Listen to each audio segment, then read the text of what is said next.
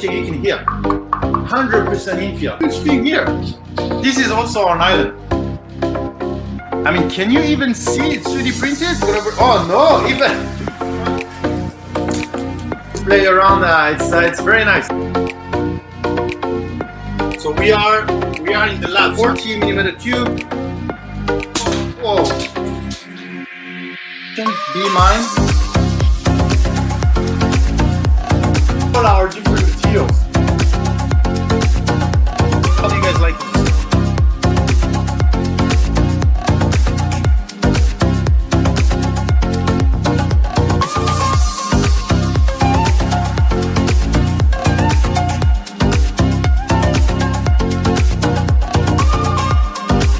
I think we are live.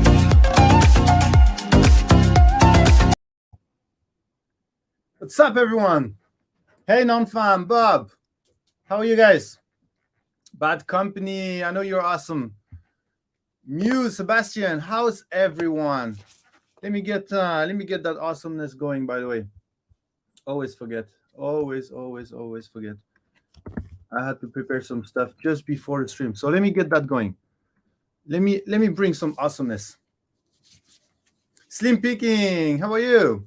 Hey, Builders Mark, thank you for joining today's stream. We have some awesome stuff to check out today. Mark, let me get that going. I'm awesome. Okay, be awesome, guys. Hey, Matt, how are you? You love the haircut? You see that? I'm cold. No, zombie. Don't get Nightbot in that giveaway. Nightbot is always winning. He's using his AI performance. Hey, Chris, how are you? So we do have. I'm dual streaming today from Twitch and YouTube at the same time. So I might be reading some stuff that you're not seeing because it will be from the other platform. So let me get that going. And Zombie, did you see what I did on Discord? I finally pinged everyone. So I would just use the same thing as I did for the contest. What I'm gonna do is I will just tell people you just cancel if you don't want to be pinged, and just channel by channel. Because last time it really did bring some more people, so I think we're gonna just continue with that. NSGO, yeah, you made it. NSGO, thank you for coming. I really want to. I will present you the tool. Like I said yesterday, there's a pretty nice tool in my opinion, but I don't have experience with other tools, so it's great that you're here so you can share a little bit, like the tools you are using at the moment compared to the one I'm going to show you. Has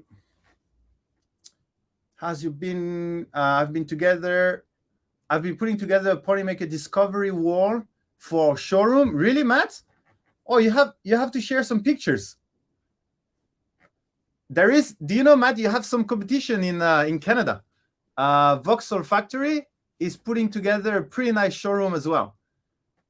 So we have two awesome showroom exactly at the opposite of the world. Just got my PCPBT today, so excited to print with it. Oh, I told you, Bob, I'm really looking forward to your feedback on that one because PCPBT is not an easy material. Do I need to pre-dry? You shouldn't be. You shouldn't need to pre-dry that.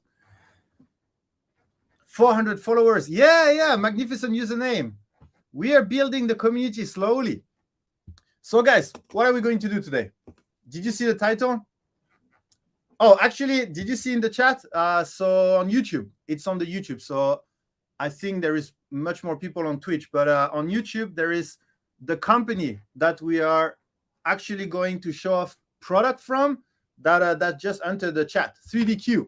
Let me show you. Do you guys know 3DQ? How many of you, maybe the guys that were following the stream for quite some times, I think you know who 3DQ is because I've been playing around with some of their games before already. Bad Company, no, you don't know? Okay, then you're gonna discover that today. I'm going to print Polymaker this year. Yeah, Bob, we should have a portfolio big enough for you to exclusively print Polymaker. Hey, Cyberhawk, thank you for joining. So, guys, how many of you? So, two questions for you.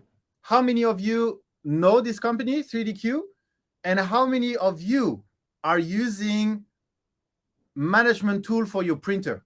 Management tool or remote tool? So I explain myself. Management tool meaning, instead of doing the old-fashioned of exporting the G-code on your computer, and then you have to go to the printer, take your SD card, putting in your computer, put the G-code on your computer, then go back to the printer, and then click print.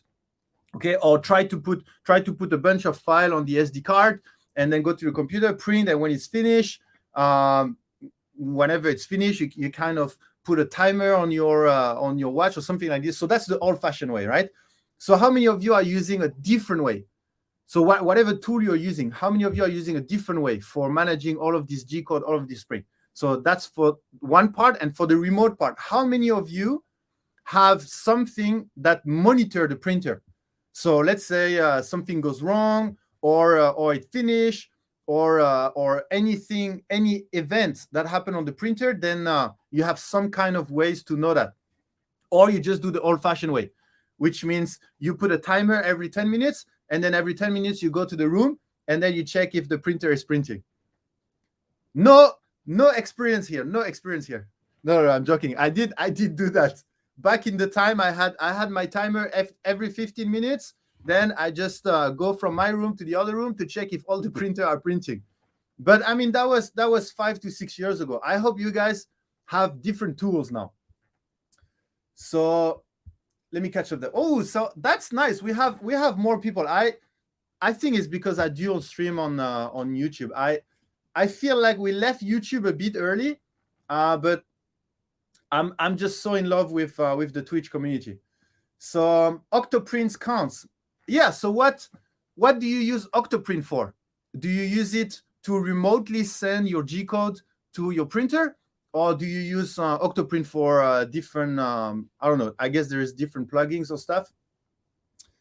I will print a poster with tagline something heat resistance to really help simplify the discovery of people. That would be awesome, Matt.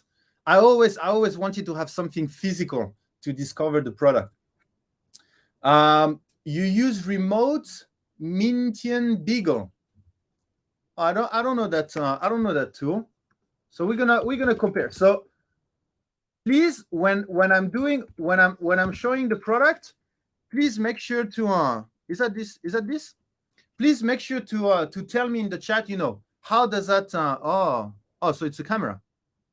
Okay, it's a camera. And then I've seen a few reviews on YouTube the last couple of days of that product. Zombie is using Clipper, okay, of course. Custom Creation is using Super Slicer and send directly to laptop that run Clipper for all my printers and print run. Okay, so that's how you manage all the G-code stuff, right? I just got an email that my Bamboo is coming. So it's going to be Polymaker ABS workshop soon. Yeah, nice, Chris. That's good to hear. You've seen reviews of 3DQ. Okay, that's good. Well, they have much more than the product we're going to show off today. Today, we're going to show off this product, ClickPrint. Have you heard about any of these three? ClickPrint, AutoPrint, and AutoFarm. Spaghetti Detective. Yeah, Sebastian. I was waiting for someone saying this, because for the people that are using Spaghetti Detective at the moment, you will like what I'm going to show you today. You will like what I'm going to show you. Hey, Shop, how are you? And by the way, what I'm going to show you today, I will tell you a very, very easy way to get that for free. Basically, I will tell you. I will tell you how you can continue doing whatever you do during the day, and you get that for free. So just a bonus from 3DQ and Polymaker to you guys. I hated to do it, but the new Prusa Mini firmware still in beta allow me to upload the G-code and monitor the prints. Allow you or don't allow you? Does it have a camera, the Prusa Mini? I can't even get my printer back from the dead, blah, blah, blah. Rock, thank you for joining. Carlo. A lot of awesome guys here. And you know what I'm going to do today, right? I'm going to start a print 6,000 miles from here. I just check the conversion between kilometer and miles, because I want you to understand what I'm saying. If I say kilometers, you don't realize how awesome what we're going to do today. I do remote printing within the range of my Wi-Fi signal. It's automated also. The automated part, we are also going to open a little bit at the end of the stream on what can be automated. But for what I'm saying now, for what I'm going to show you, then there will be correlation with some other tool. When you add the automation, that's a completely different story. I don't think there is something similar available out there. 3DQ looks like cheating. Also, using Slicer is cheating. If you don't want to write your own G-code, you aren't you're not experiencing 3D printing. Yeah, I mean, at some point, the tools are so good that it's really towards using tools. We did a stream where we tried to talk a little bit about the future of 3D printing, like I think a few months ago already. And automation was a big part of it, and using 3D printing more as a tool instead of a hobby was also a big part of it. So now we are going to see the direction of 3D printing being using as a manufacturing tool, right? I just got some Jungle Grill Proletariat filament in the mail. Nice. That's one of our newest color. Okay, guys. So first thing, I just show you quickly. You just go, if you are during the stream, I want you to check. Anyway, it's for free. So you go on 3dq.com. Let me put you know what? Let me do free trial, and then let me put the sign up on the. Let me put it there. Okay, so you can go there. You go and sign up. You go and sign up there, and then let me show you how it looks like after you sign up. Okay, and please ask your question. You cannot imagine how many things I'm about to talk about today, but let me show you how it works. So once you sign up, then you will arrive to this dashboard. Okay, so I already have the printers. You see, I have 3 printers. I already have the printers connected, but I will try to go slowly, step by step, so that you guys can follow me. Okay, so what it is required to get that, because you can let me know. Spaghetti Detective custom creation, you use Spaghetti Detective. I've seen who was the one that was using the Miniton Beagle. The Miniton Beagle is automated. I can watch with camera, load prints, adjust printer setting. Yeah. So Bad Company again. What are the setup for this one? For this hardware/software. The Mini doesn't have a camera, but I don't have to play with the USB key anymore. Oh yeah, you use the network. Okay, got it. So for this quick click print, here's what you need. What you need is written here. You need a Raspberry Pi, okay, or they also provide Queenly Wireless Hub, okay, which I think is also a Raspberry Pi. So you need a Raspberry Pi, you need a camera, and you need, that's it. Okay, so you get the Raspberry Pi, and then you have to download their software, and then you just put the SD card or the USB in the Raspberry Pi, and then you're good to go. Right? You plug it to your computer, plug the camera, and then you're good to go. Really, like there's nothing else. And then you have access to this dashboard. So basically, you have that IP that will appear on your Ender 3. So actually, I can show you. They actually have a lot of documentation, user manual, click print. There you go. And then let me show you here. Well, actually, I mean, I didn't scroll that much, right? There's no much step. And that's the part I will keep repeating this during the live stream. The part I really like about that tool is how simple it is. And actually, from let me think. From next week, from the next Printbusters Thursday next week, I will actually be running this on my printer that is going to be here. Yes, I will finally have a printer here, and then I will be running this, because I mean, you know how I am. I mean, Zombie know how bad I am with, a clipper, and then when things becomes complicated. So I was looking for something to my level of of knowledge when it comes to connecting things together and running some commands and stuff like this. And that's exactly the point of ClickPrint. So I compare a little bit. If you have some experience, do you guys have some experience with OBS and Streamlabs? I'm using Streamlabs, right? Because it's, yes, I mean, OBS, you can spend 1 or 2 days and you can set up and you can use some tutorial and you can get around it, but not everyone has that time, right? So I compare ClickPrint more as Streamlabs, something very easy to set up, and then you get access to everything. I mean, I literally have a bunch of features to explain to you today that is accessible for you, accessible for free, not for everyone, just for you. Okay, so we're gonna go through that. So did I say everything? Yeah, you need a Raspberry Pi, a camera, and then you do the setup, blah blah blah, and then the IP, and then you connect the IP, and then you get to the page, and then I sign up. Actually, I should be able to. Yeah, so if I log out here, then I will arrive to this page, and then I sign in, and then I arrive to the dashboard. Like very, very easy. And actually, I'm going to install this on stream, most likely next week.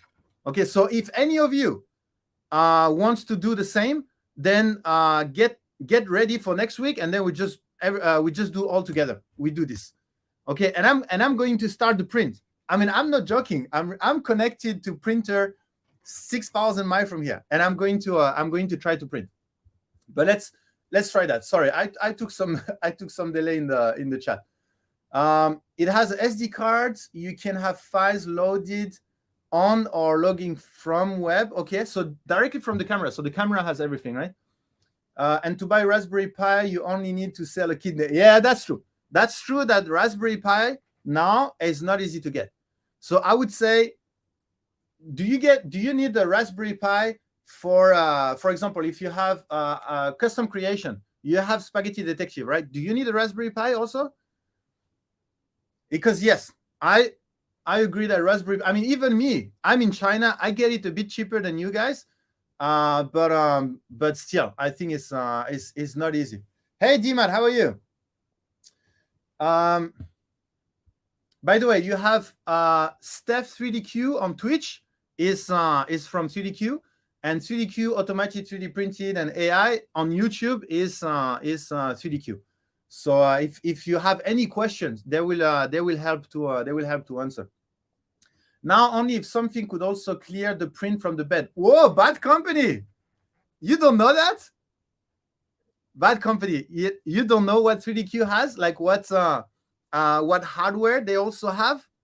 I mean, they took automation from nothing to everything. So exactly what you said. Because yeah, that's another tangent I want to go, but I really want to show you first that. But Bad Company, let's bring that topic either after I present the tool, because it's a very interesting topic, or either in another stream, because I think automation is, I can talk the whole day about automation. What a lot are doing these days, using an old laptop, since the price and availability of Pi are outrageous these days, so it does not seem like that support this option. Custom creation. Okay, I didn't know that. I know people are doing it with Clipper. I think Zombie is not using a Pi, but he's using an old computer. I have no ideas whether 3DQ can do the same. If you can, instead of paying too expensive a Pi, you can just get an old computer. I'm not sure, but I'm pretty sure they're gonna help answering that in the chat. You can buy a Pi system on West 3D for $53. Zombie, really? Oh, you have to drop the link. You have to drop the link, because I've seen 100, 200, 300 for a Pi. And the Pi recommendation is 3B plus, I think. I guess there's different type of RAM. We still haven't done the stream where we study all the different Pis. Looks good, but I will never do anything like that if in someone else cloud. That it was it. I did have a pretty extensive discussion on security. I'm not a security expert, so I don't know. The best I can say is that it's a secure software. How to define whether it's secure, I don't know. Whether it's because they are using top-notch algorithm or encryption or something, I don't know. What I know is they do market that they are secure product. But again, I don't know how to define what secure is. That it was it. It all runs local on your Pi. Well, there you go. If it's local, then I guess security. Well, except if someone break into your house and steal your Pi. But I think it should be pretty good. Except Spaghetti, you can run it off.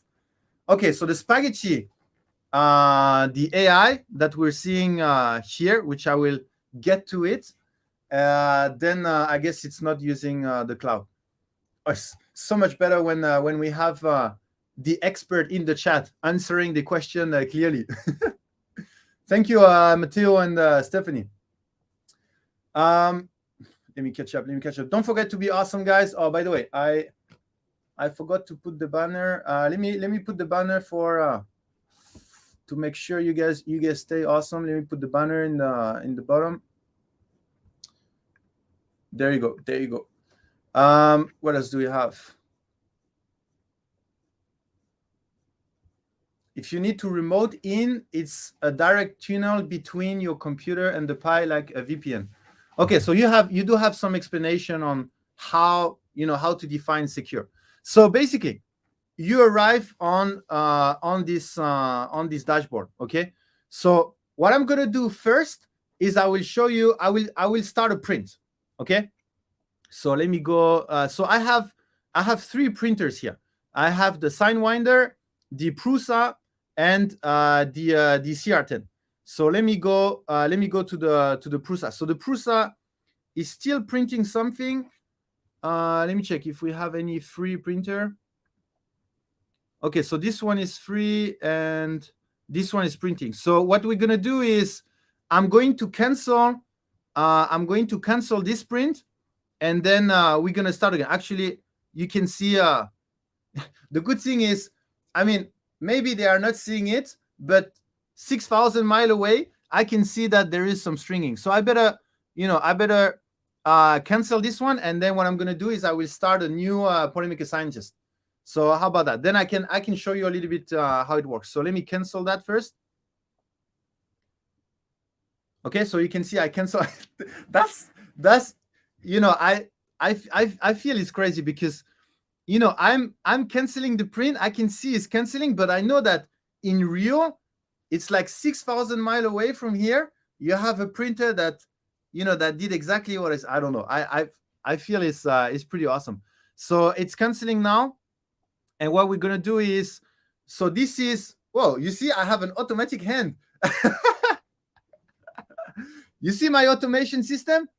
But we can talk after how they were able to automate. So this is ClickPrint. ClickPrint is the first tier, and it doesn't include automation. But AutoPrint and AutoFarm includes automation, so that you don't have to do what happened here. So they help to remove the prints. But for the automation part, I will let you know. I will let you know later. So what you're gonna do first? You're gonna go on there. So again, so far I connected the Pi to my computer. I loaded ClickPrint on my SD card. I put it in the Pi, and then I read the IP address on my printer, and then you can see I connect to the IP address. Then I arrive here already. Everything is connected. I connected my camera to the Pi. Everything is connected, right? So what I do is I go there, and then I'm gonna load. So let's say, let me delete that. Let's say I don't have anything on my file management, and that's the first feature which I will come to it. Oh, I can't delete this one. It's in use. Okay, let me check. Okay, it's taking some time to cancel this one. I think that's why I cannot delete. So you know what? While it's doing this, let me catch up with the chat a bit. Okay, then it's done. Blah blah blah. A lot of awesome people. Kenneth Sang, thank you for being awesome. Rod, thank you for being awesome as well. What do you have here? Edge of 3D. You need more Polymaker. We always need more Polymaker, right? I was expecting you to push the print off the bed using the hot end, but would have taken too long to wait for the bed to cool, I guess. Magnificent username, guy. I know. I will.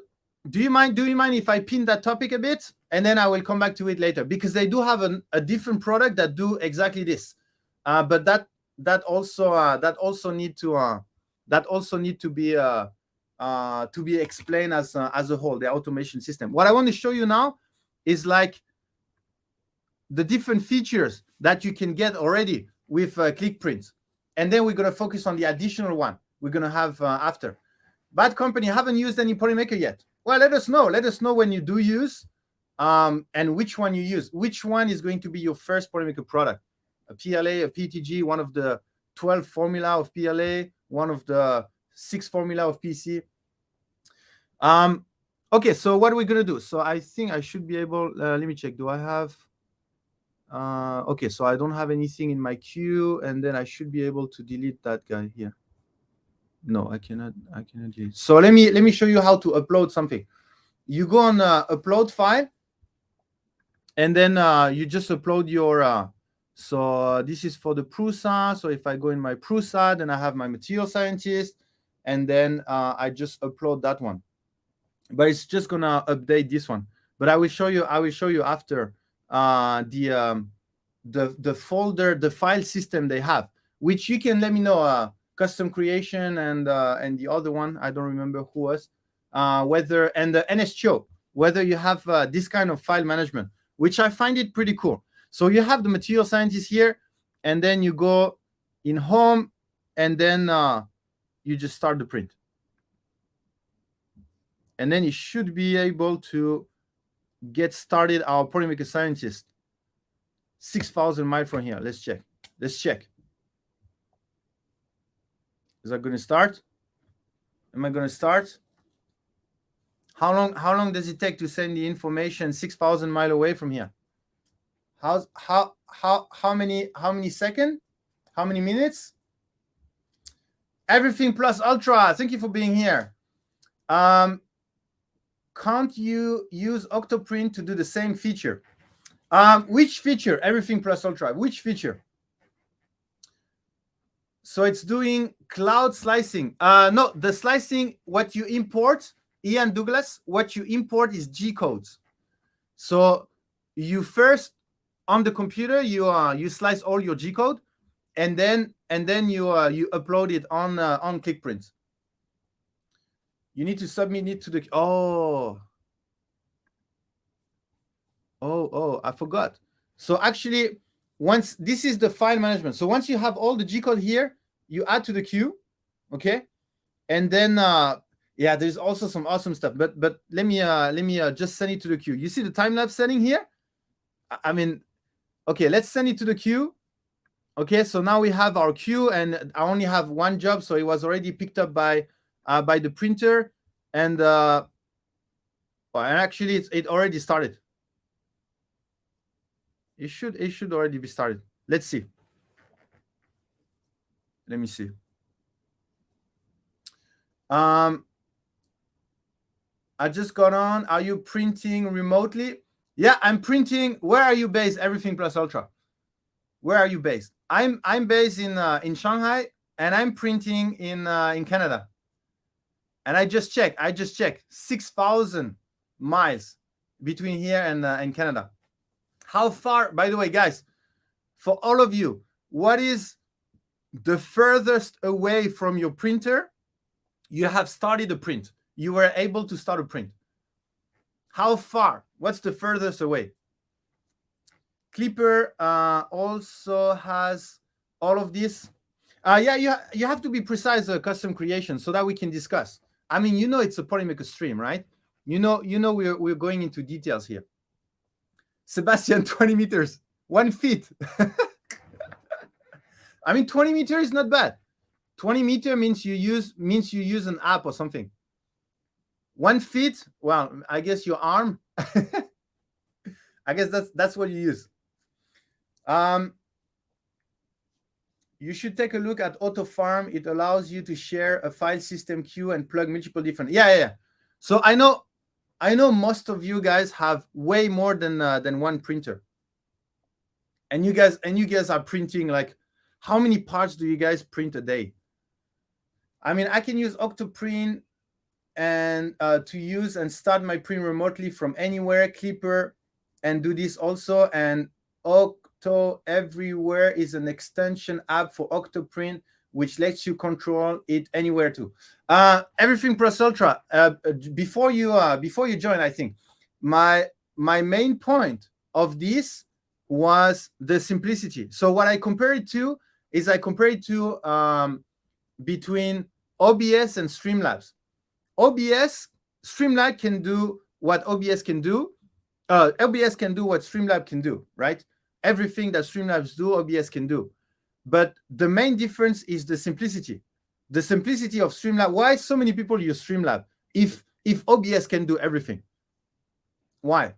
Because the market that Streamlabs has taken is simplicity. For example, like I said, I'm the perfect market because I don't want to go through. Why I'm still not using OBS is because I still don't want to go through all the tutorials, and because it's a bit overwhelming at the beginning, rather than Streamlabs is very easy. So ClickPrint is a little bit the same compared to the other tools. It's it removes a little bit the barrier of the complexity. It's not hard to do, but it requires the energy to get started is higher than with ClickPrint. So that's the main point, simplicity. The second point is all-in-one. That's why I'm trying to define what features you're talking about, because I'm not sure if the other tools have all of the features at once. So that's why I wanted some of you to use different tools so that we can compare, because I have not used other tools, so I don't know how it compares to others. Let me check that. 20 feet. I printed in PA when I was in Florida. That's pretty far away. Never remote printed. Will this work on the Prusa Mini Plus? Gafled, the only requirement for the printer is that it runs Marlin. Does Prusa run Marlin?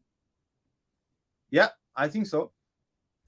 So yeah, Gafled, you can get that on the Prusa Mini. And Gafled, please wait the end of the stream so that you can know how to get this for free. So you don't have to pay for that, and then you can enjoy all the features we are going to talk about. My printer is in another country. Free, no subscription. My first printer was a 3D System Cube, and it had Wi-Fi. I didn't know Polymaker had Polymax PCTG. It's not PCTG. If you go on the page, you can. I wrote something about it. If you don't mind asking your question on Discord, I really want to focus on this tool, and I'm already very late in presenting what this tool can do. So if you don't mind, Keybone, if you don't mind asking this on our Discord. 5 miles away with Creality Clouds. I don't go far. 5 miles, it's pretty far to me. For some reason, Creality machine outsell Prusa. You have to build by hand. Okay. I get it. It's basically an Apple product for Octoprint. It's basically an Apple product. Well, I don't know if Apple. Yeah, I don't know if that compares. I really like the Streamlabs to OBS comparison. Apple to Android, maybe, but I like the comparison. The analogy, I like it a little bit less. Because I know most of you are into custom printers. And when you are into custom printers, you are not very, you're not very impressed by what needs to be done for to install tools in general. You guys just know what to do. You guys learn very fast. But think about the community in general. These tools will allow people to enter much easier the remote monitoring and management of your printers. So that's the part I like. I know most of you custom printers, you build your own printers. You basically change the firmware to whatever you want. I know that. I'm just considering the broader community, let's say. Everything I print from Warn all the time. Sometimes I print without a skirt, so I can use the extruder to head pop. Yeah, for that part, Everything Press Ultra, there is another way that they have, which is pretty nice. ClickPrint is free. That's top. Yeah. ClickPrint is they have a way. So basically, if you get your spools, instead of buying from our website, you buying from the store they have, which I will present, then you get it for free. And that's the part. Oh my God, I still haven't started talking about this. But I'm happy you guys are interacting with this tool, because for me that's one of the first time I use a remote tool. So I want to position myself in the remote tools in general. So it's awesome that you guys are sharing your experience with what you're using at the moment. I will be using this one. The main reason is because the other one, I don't know. I don't feel like to go through the installation. And for this one, I already went through, and it's pretty nice. So I haven't tried all of them, so I don't know which one is better than what. What are the pros and cons? But I know this one has all the thing I need. So the 7 features. Let me get into that. It took me like a week to find what I wanted to watch while away. I'm only like a month old to 3D printing, but I've done a lot of mods to my printer before even the first print. Yeah, I mean, some people just get it. You know, you guys are not afraid of installing stuff. Some, like me, are a bit you know, want to go for simplicity. So basically, let me focus on the first. Let me focus on the first feature. The first feature is this, all the file management. So what I like about this one, if you go, for example, if you go on the SignWinder and you go on the file management, so they have a bunch of files, but let me delete everything. Let me delete all the file. There's one that is already in use. So this one is in use. So let me see. Can I remove it from?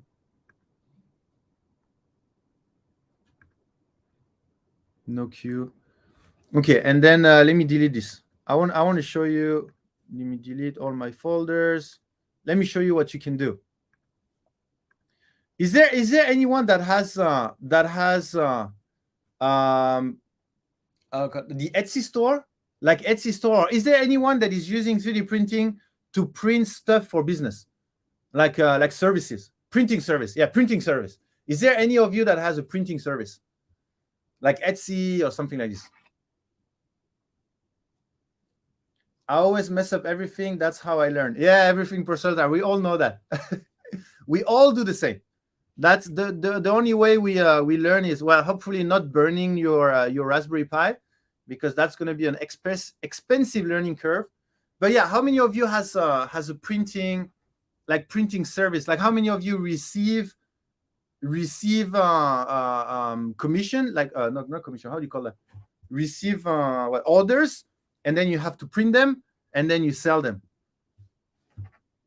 Is there any of you? I just print for people on Discord, in Discord.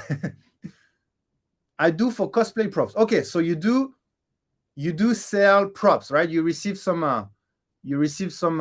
orders for props or something. I do have an Etsy store, but I print specific items.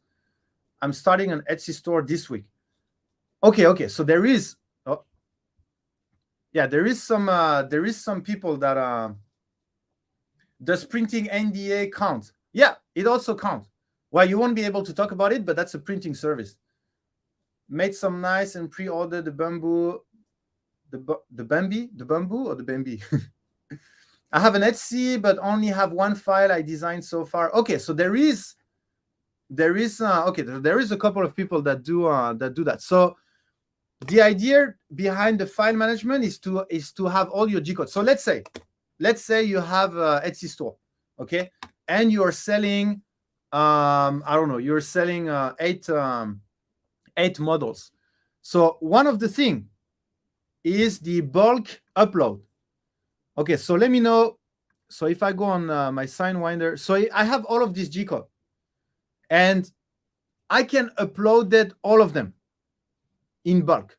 You see, so I just select all of them, and then open, and then it's just loading everything in bulk, and it's pretty fast. So what I heard, and let me know you guys experience NSTO, custom creation, and I think Bad Company, you guys have some other tools. Let me know if this is a nice feature of ClickPrint.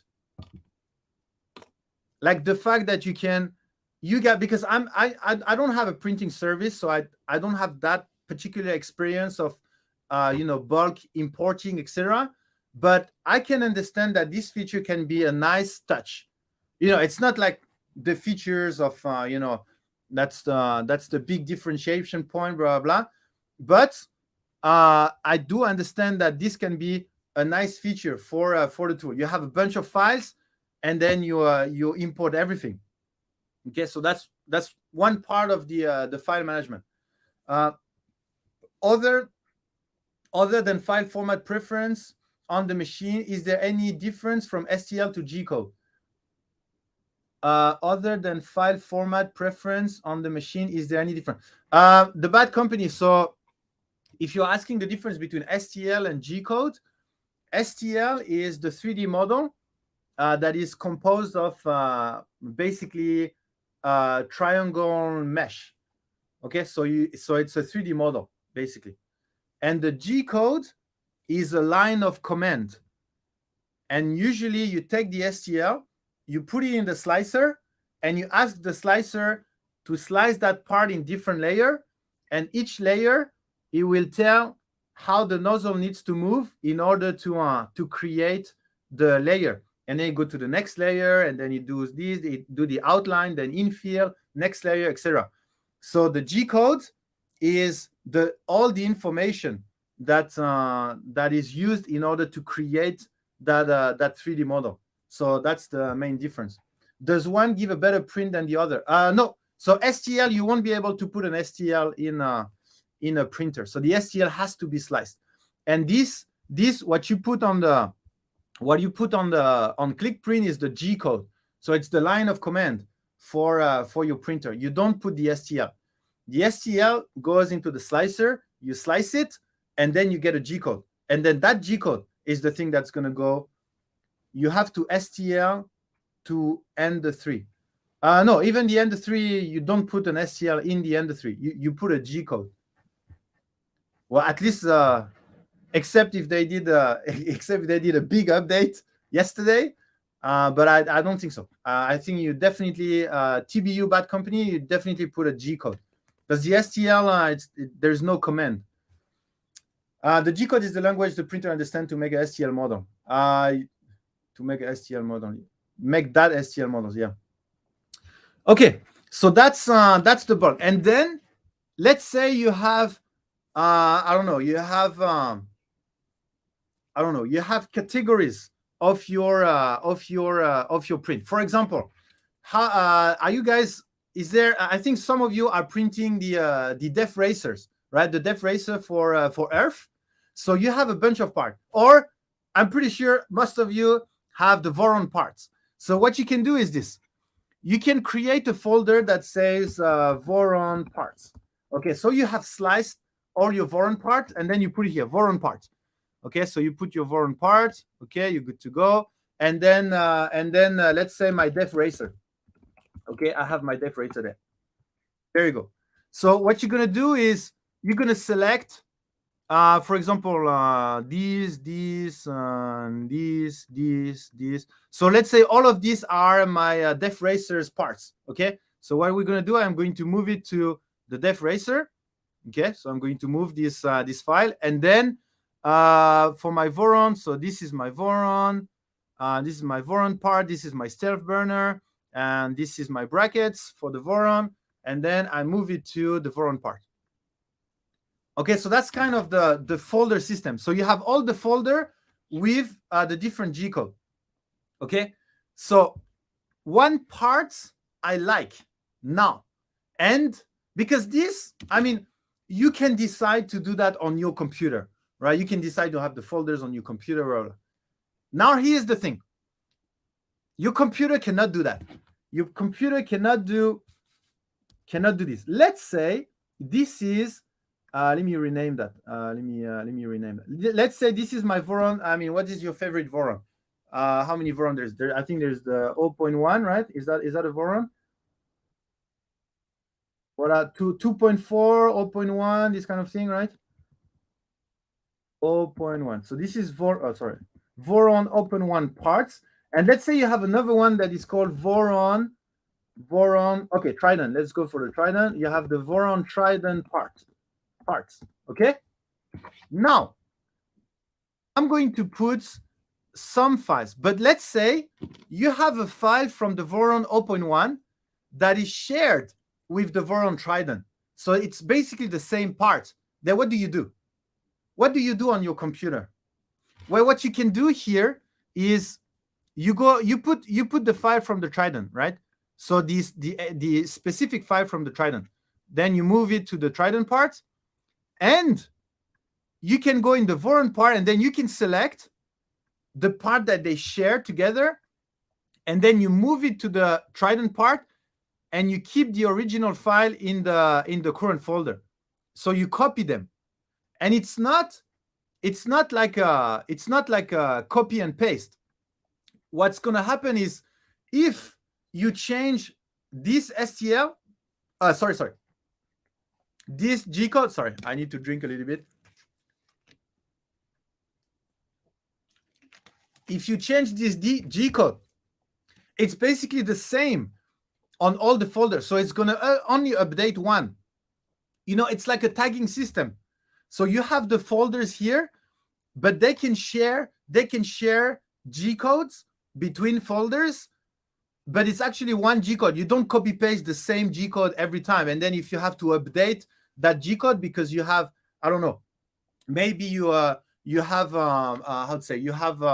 have a better slicing, you have a better profile, you have a better G code, then you just update, and all the Voron or all the folder that use that part will be updated. You don't have to go in each folder, copy paste, copy paste, copy paste, copy paste. Does that make sense? And that's a part that you cannot do that on your computer. So I really like that. So in that software, you have all of this file management feature. Okay. Let me catch up a bit. What do you think about this file management system? Again, I really like it. I think it's very unique and it has a great feature, but I haven't compared with others, so it's hard to compare. So that's why I need you guys feedback. Oh, that's nice, and then you have that tool that do this as well, or oh, it's very nice. They have combined different tools that come from I don't know, Octoprint can do that, and Clipper can do that, but ClickPrint can do a little bit like this, which is nice. Or it would be great if ClickPrint can do a little bit like this. So that's why I'm presenting to you, so that we can have some discussion around that part. And by the way, 3DQ is in the chat, is watching. So any feedback, any ideas, I'm pretty sure they will welcome all of this feedback. Hey, FDev Patch, how are you? Thank you for being awesome. I have some STL that are optimized for Prusa. Need to figure out the X offset of them. It's a pain. Sorry for that. Yes, Voron parts. Folders are nice. Yeah, I really like it's it's a small features, but it gives that it gives so much simplicity to the management of all your G code part. And you can also have I don't know, you have out of I don't know, you have another one that is called I know it's the time of articulated print, right? Like FlexiPrint, articulated print. So I know there's a lot of things there. So let's put some file there. And then let me put some in the articulated print, blah, blah.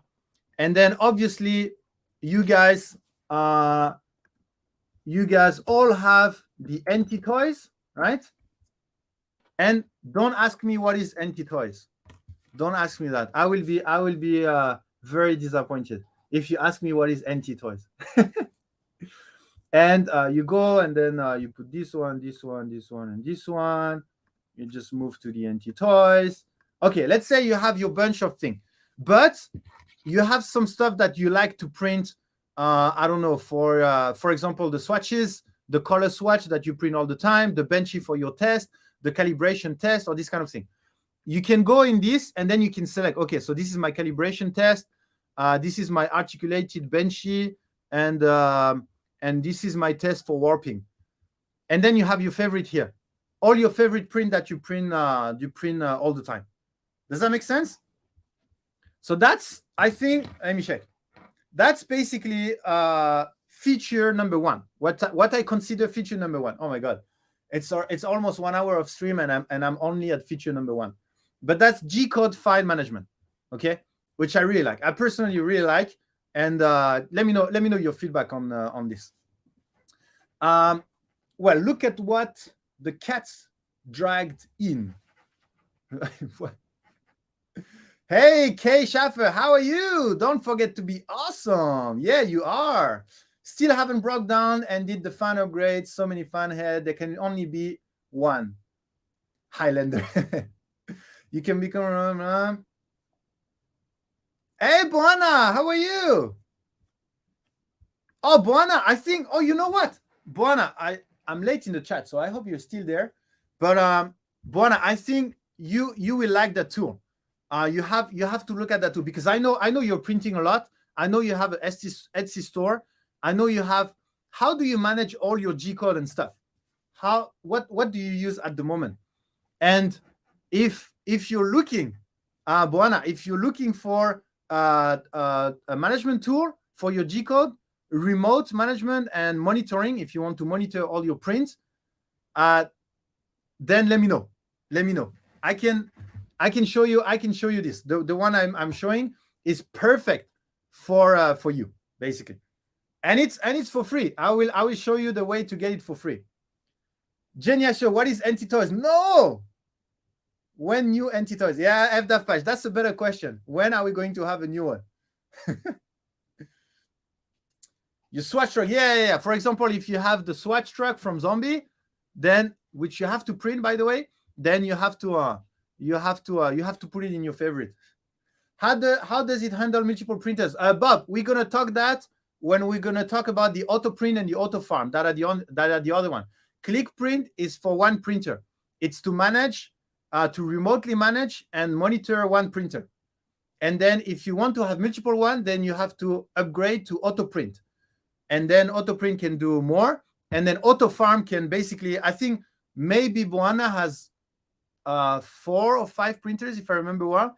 So maybe auto farm would be easier for him, especially with the automation. So because he print a lot of dragon, and that would be perfect. So he put in the queue 5 dragon, and then he will just manage all of this. Hey 3D Jeff, how are you? Gaffe, speaking of people with Etsy store, yeah, exactly. Boana just arrived exactly at the right time. I use a very inefficient file for the system. Well, let me know, Boana. I have never seen this before. Does it do time lapse? Boana, it does. It does do time lapse. Look at that. If I go, let's say, let me check. I was printing. Where is my Polymaker Scientist? Okay, so I was printing that Polymaker Scientist, right? So let's say the one after that, I want to print with a time lapse. So what I'm gonna do is this. Look at that, Boana, how easy it is. Actually, I can do this one. You see, I have all of this. And then I want to print an Antitoys or a dragon. Then I click there, okay? I select the G code that I want to put in my queue. And then I add to queue. And then looks like a failed print. What did fail? Print unglue from the parade? Oh, really? Let me check. Which one? Is that this one? Oh, it failed. Okay. So let's try. You know what? Let's leave it. We should have spaghetti detection. Let's leave it, guys. That's perfect. That's perfect. I don't know. I don't think it was made on purpose, but let's check. There is a spaghetti detection, so we're gonna check that. So let me check what I was about to say. Yeah, Boana. Yeah, there is failure detection, Boana. There is failure detection. You will receive an email, and then it will show you a picture with the AI how to say, like the boxes. Where is the failure? But Boana, time lapse. So you want to add that dragon. You move. So sorry, you add to the queue. Where's my dragon? Add to the queue, and then the quantity. Let's say you want 3 dragon, and then you go to time lapse setting, and then you just enable the time lapse for this one, and then you have the choice between fast time lapse or seamless time lapse. Seamless time lapse is the one, you know, where it always go at the same place, so that when you have the time lapse, then you have the nozzle that doesn't move, and then you can place the nozzle wherever you want. So like, let's say you put the nozzle in the middle of the print, and then you will just do the time lapse like this, and then what you do is you just send to the queue, and then that's it. That's done. Okay, and then you'll have to the queue, and then, oh, actually, it has finished. So it's gonna start this. I don't even know what is this GoPro mount, but it's gonna start that one, and then it's gonna do a time lapse, and then when it finish, it record the time lapse here. Here it record the time lapse, and then you start the other one, and then you start the other one, and then the other one, and then you have all the time lapse that are recorded. So the only thing you have to do is to enable time lapse, and then just choose whether you want a fast time lapse, which means the nozzle doesn't move, or you do a seamless time lapse.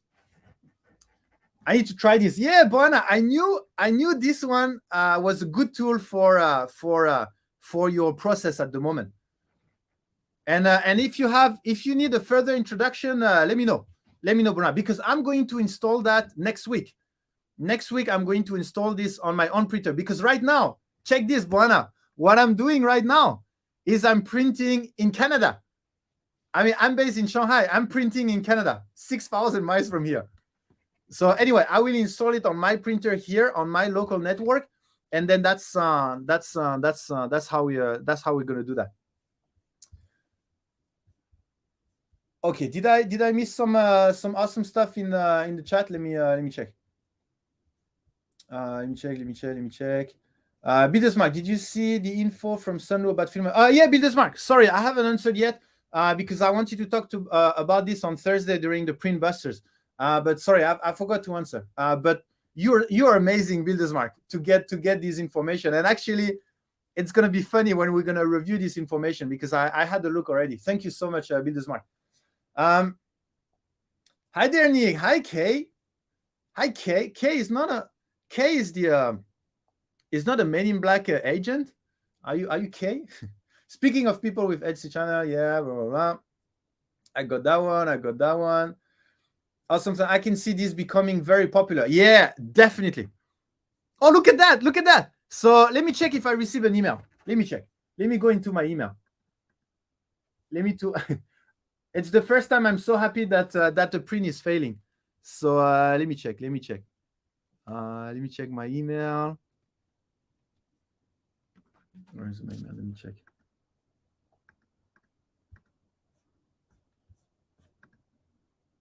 Let me check.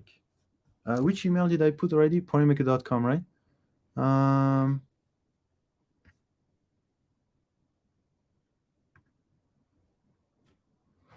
Looks like I did not receive the email. Matteo, are you still there? The fail detection is trying to tell you something. Take a look. Let me go back. Yeah, so basically, here's what happened. I'm not too sure. Oh, actually, I just received something. Let me check. No, I don't think. Matteo, do you mind checking this? I think I put the right email, nicolas.tokotu@polymaker.com, but for some reason, it might take some time to reach the server overseas. Yeah. Maybe it's faster to print remotely than sending an email. But anyway, look at that. So you have that the detection here, and then if I open the view, the AI view, yeah. So this is the AI view. So the AI is basically seeing every 2 to 5 seconds, it's updating. I think every 5 seconds, and you can see what the AI is analyzing, and then you can see the box that is checking the spaghetti. So here's an information that I need to give you. Right now, what the Click Print is doing is as soon as it detects the spaghetti, and it's pretty fast. It's pretty fast. I don't know if we can have access to the first frame in which it had the spaghetti, but it should be pretty fast. I mean, do you remember we play around that tool? We play with this AI many times, right? We play with this AI many times. So what is doing right now? It's sending you an email, and then you can decide whether you want to pause the print or you want to stop the print and then start the next one in the queue. But on Thursday, it's gonna automatically pause the print. So as soon as there is a spaghetti detected, then it will pause the print. It will pause the print, and then it will send you an email, and then it will tell you, okay, we have paused the print. We believe there is an issue. What do you want to do? And then you just check the picture that you received by email, and then you just say, okay, looks fine. Let's continue. For example, I just forgot my support, but it's going to recover at some point, so that's fine. So I just continue. Or, it looks like warping and it detached from the bed. So then I just say, okay, stop the print and start the new one. If you have the automation system, auto print or auto farm, then you will automatically remove the thing from your print bed and start the next one. If you have click print, then you stop, and whenever you are around your printer, then you just clean it and start the new one in the queue. It's so funny that we had so I can cancel this print. Okay. Let me see if I received the email so far. Okay, so you can see I canceled the print. Let me check. No, I haven't received yet. So maybe I'm too far, or maybe I'm on the Chinese server or something like this. Because I know when I tried to sign up the very first time, I used my Chinese number, and it also had some bugs. So who of you are in China? Oh, NSCHO, you're in Taiwan, right? But anyway, I mean, most of you won't have that issue, but there you go. So I stopped the print. I don't have auto print or auto farm, so I cannot automatically remove that. But I'm sure maybe Matteo or Stephanie will help me to remove this, and then I will start a new one. And this time I'm going to do the time lapse. I'm going to show you the time lapse. I'm going to show you how to set up this time lapse and the setting to show you where to put the head. And with all of that, I did. Yeah, there you go. Thank you so much, Matteo. Okay, so I want to show you how to set up. Oh my God, we only did one. So let me do time lapse. So time lapse is feature number 2. What you can do with time lapse. Let me catch up with the stream a bit. Let me show you this. NSCHO, most remote printing tools have some basic file organization function. Okay. What do you think about the click print file organization? Is that does that feel basic, or you do have some features that look interesting? What do you think? But I can see 3DQ is making it more user friendly. Yeah, and NSCHO, I think that's exactly the route they have taken. They have taken the route of simplicity. I mean, look at the AI, the UI. The UI is really, I don't know. You have that feeling. That Streamlab to OBS feeling, basically. Looks like a fail print. Yeah, got that. Fortunately, I had my spaghetti detection on. So and from Thursday, then it will automatically pause. And that's so cool. Like, I'm printing here. I will be printing during our stream. And then if there is some spaghetti, let's say I'm eating in the kitchen or something like this, and then there's a spaghetti, then it will just pause. Because even if I'm in the kitchen, right? Then if it has the spaghetti for too long, then I cannot recover the print. But let's say as soon as there is a kind of failure, then it just paused the print. And then I'm in the kitchen, I receive an email, a notification on my phone, and then I say, oh, and then I just come here, and then I solve the problem. That's why I want to install it. That's why I want to install it on my own printer. Did you upload the spaghetti G code? You know what, NSCHO? Let me be transparent with you guys. Let me be transparent. You know what was the goal? The goal of the stream was that I do this one. You see, it's called Quick Print Spaghetti. That was the goal of the stream. The goal of the stream is I start this, and this G code was meant to fail. But I mean, we don't need. So change of plan. We had the real fail on stream. That couldn't be better. Do you manually start the next one, or can you tell the G code to bonk it off the plate? Ian Douglas, here's what you can do. Either you switch to auto print or auto farm in order to have the hardware that do the automation system, or if you are confident enough, you can put an NG code in all of your print in order to knock the part off and then start the next print. But if you start the next print, let me think. No, you still need to confirm to the software that there is no print on the platform. No, so you won't be able. You have to use auto print. So you remember they have software. They have click print, auto print, and auto farm. So you have to at least get auto print to do what you want to do. If you want it to automatically, you can see how they design. So they print and then you automatically go off the bed. and then you print the next one. So if you want to do that automatically, anything that is automatic, then you have to upgrade to auto print, at least auto print. And by the way, you can also get auto print for free and auto farm for free. But I will show you at the end. There is a trick. There is a trick to get this for free. And I have the authorization from 3DQ to give you the trick on how you can continue your printing, getting your filaments, and at the same time enjoying what we're talking about today. Rats Random, thank you for joining. Very cool. You like that tool? Are you already using a remote tool, remote management tool, or something like this? Fail being detected. Yeah, thank you, Matteo. Remote printing extreme. Yeah, Buana, you have to try that. Thanks, 3DQ. Blah, blah, product looks clean so far. I would love to have Buana using that tool as well. You know what? Because then we're gonna have much more stuff on Etsy, because he's going to have a nice system to print all his awesome stuff. So he will be able to focus on producing awesome stuff instead of managing all the files and then going to the printer, monitoring the printers. And that's the part. I mean, you know why I don't answer very fast to all the messages, right? Because I have a lot of things to do, etc. So anything that can make the work more efficient, I love it. I just love it. So is the printer connected to the PC or laptop to be able to connect remotely? It's connected to a Raspberry Pi. Everything Plus Ultra is connected to a Raspberry Pi.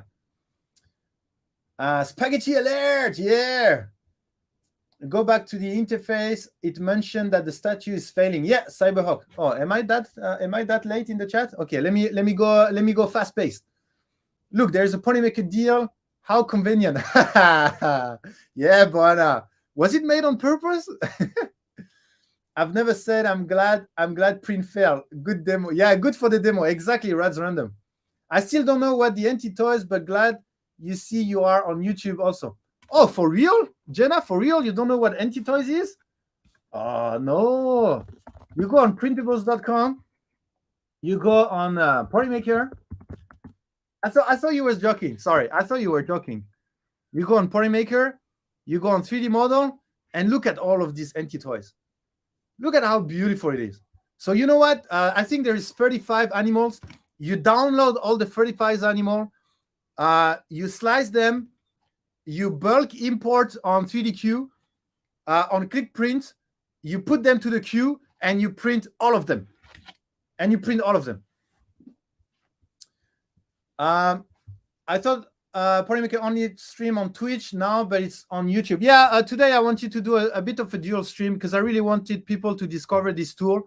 I personally find it awesome. So when I find something awesome, I want to share it to a lot of people. And anytime I'm going to present another company or specific tools, I might directly dual stream on YouTube and Twitch. But I can see in the chat that I have I still have a little bit more Twitch message than YouTube message. So I'm glad to see that YouTube people are still representing. What else we have? Catching up before the next feature. I'm going to must do refuel my Lunder. What? Oh, you got the TPU, Matt. That's great. Are you going to try to do a lithopen with TPU? Plug and play, exactly. Getting notified is next level step. I think so. I do think maybe Custom Creation or Bad Company or the other that are using the tools. I think the other tools are also able to notify. I'm not too sure, but this one will give you a notification. I think the other one can. I'm not 100% sure. Like Spaghetti Detective, I think it can notify. I don't know if it can notify on the phone or by email or something. But let me know. Is there any of you that use Spaghetti Detective?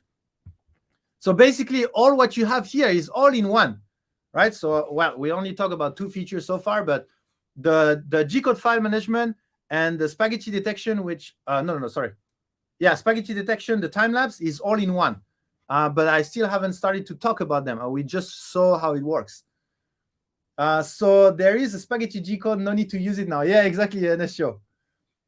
So having a remote printer won't be that helpful if someone has to be there to remove something. Yeah, Ian Douglas, exactly. If you really want to have zero downtime, then you just go to automation.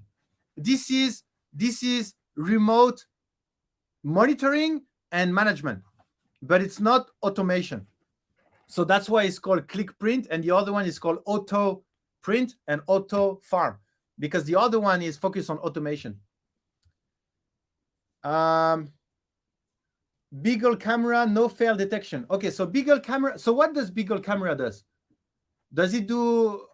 Yeah, what does it do? So it doesn't do fail detection. Does it do file management and the queue of G-code?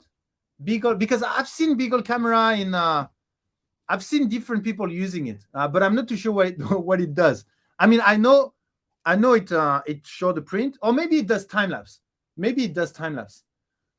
You can't buy Raspberry Pi anywhere in the world. Well, Attila, you can buy it here. I'm based in China, and I can buy. I mean, it's still kind of expensive, but I can buy it here. Well, basically, I need to buy it here before it goes to you. Do you have a trick to get unlimited free polymaker filament? Actually, this one is tricky. I know how you can get this tool for free, but unlimited polymaker filament for free, I'm not too sure.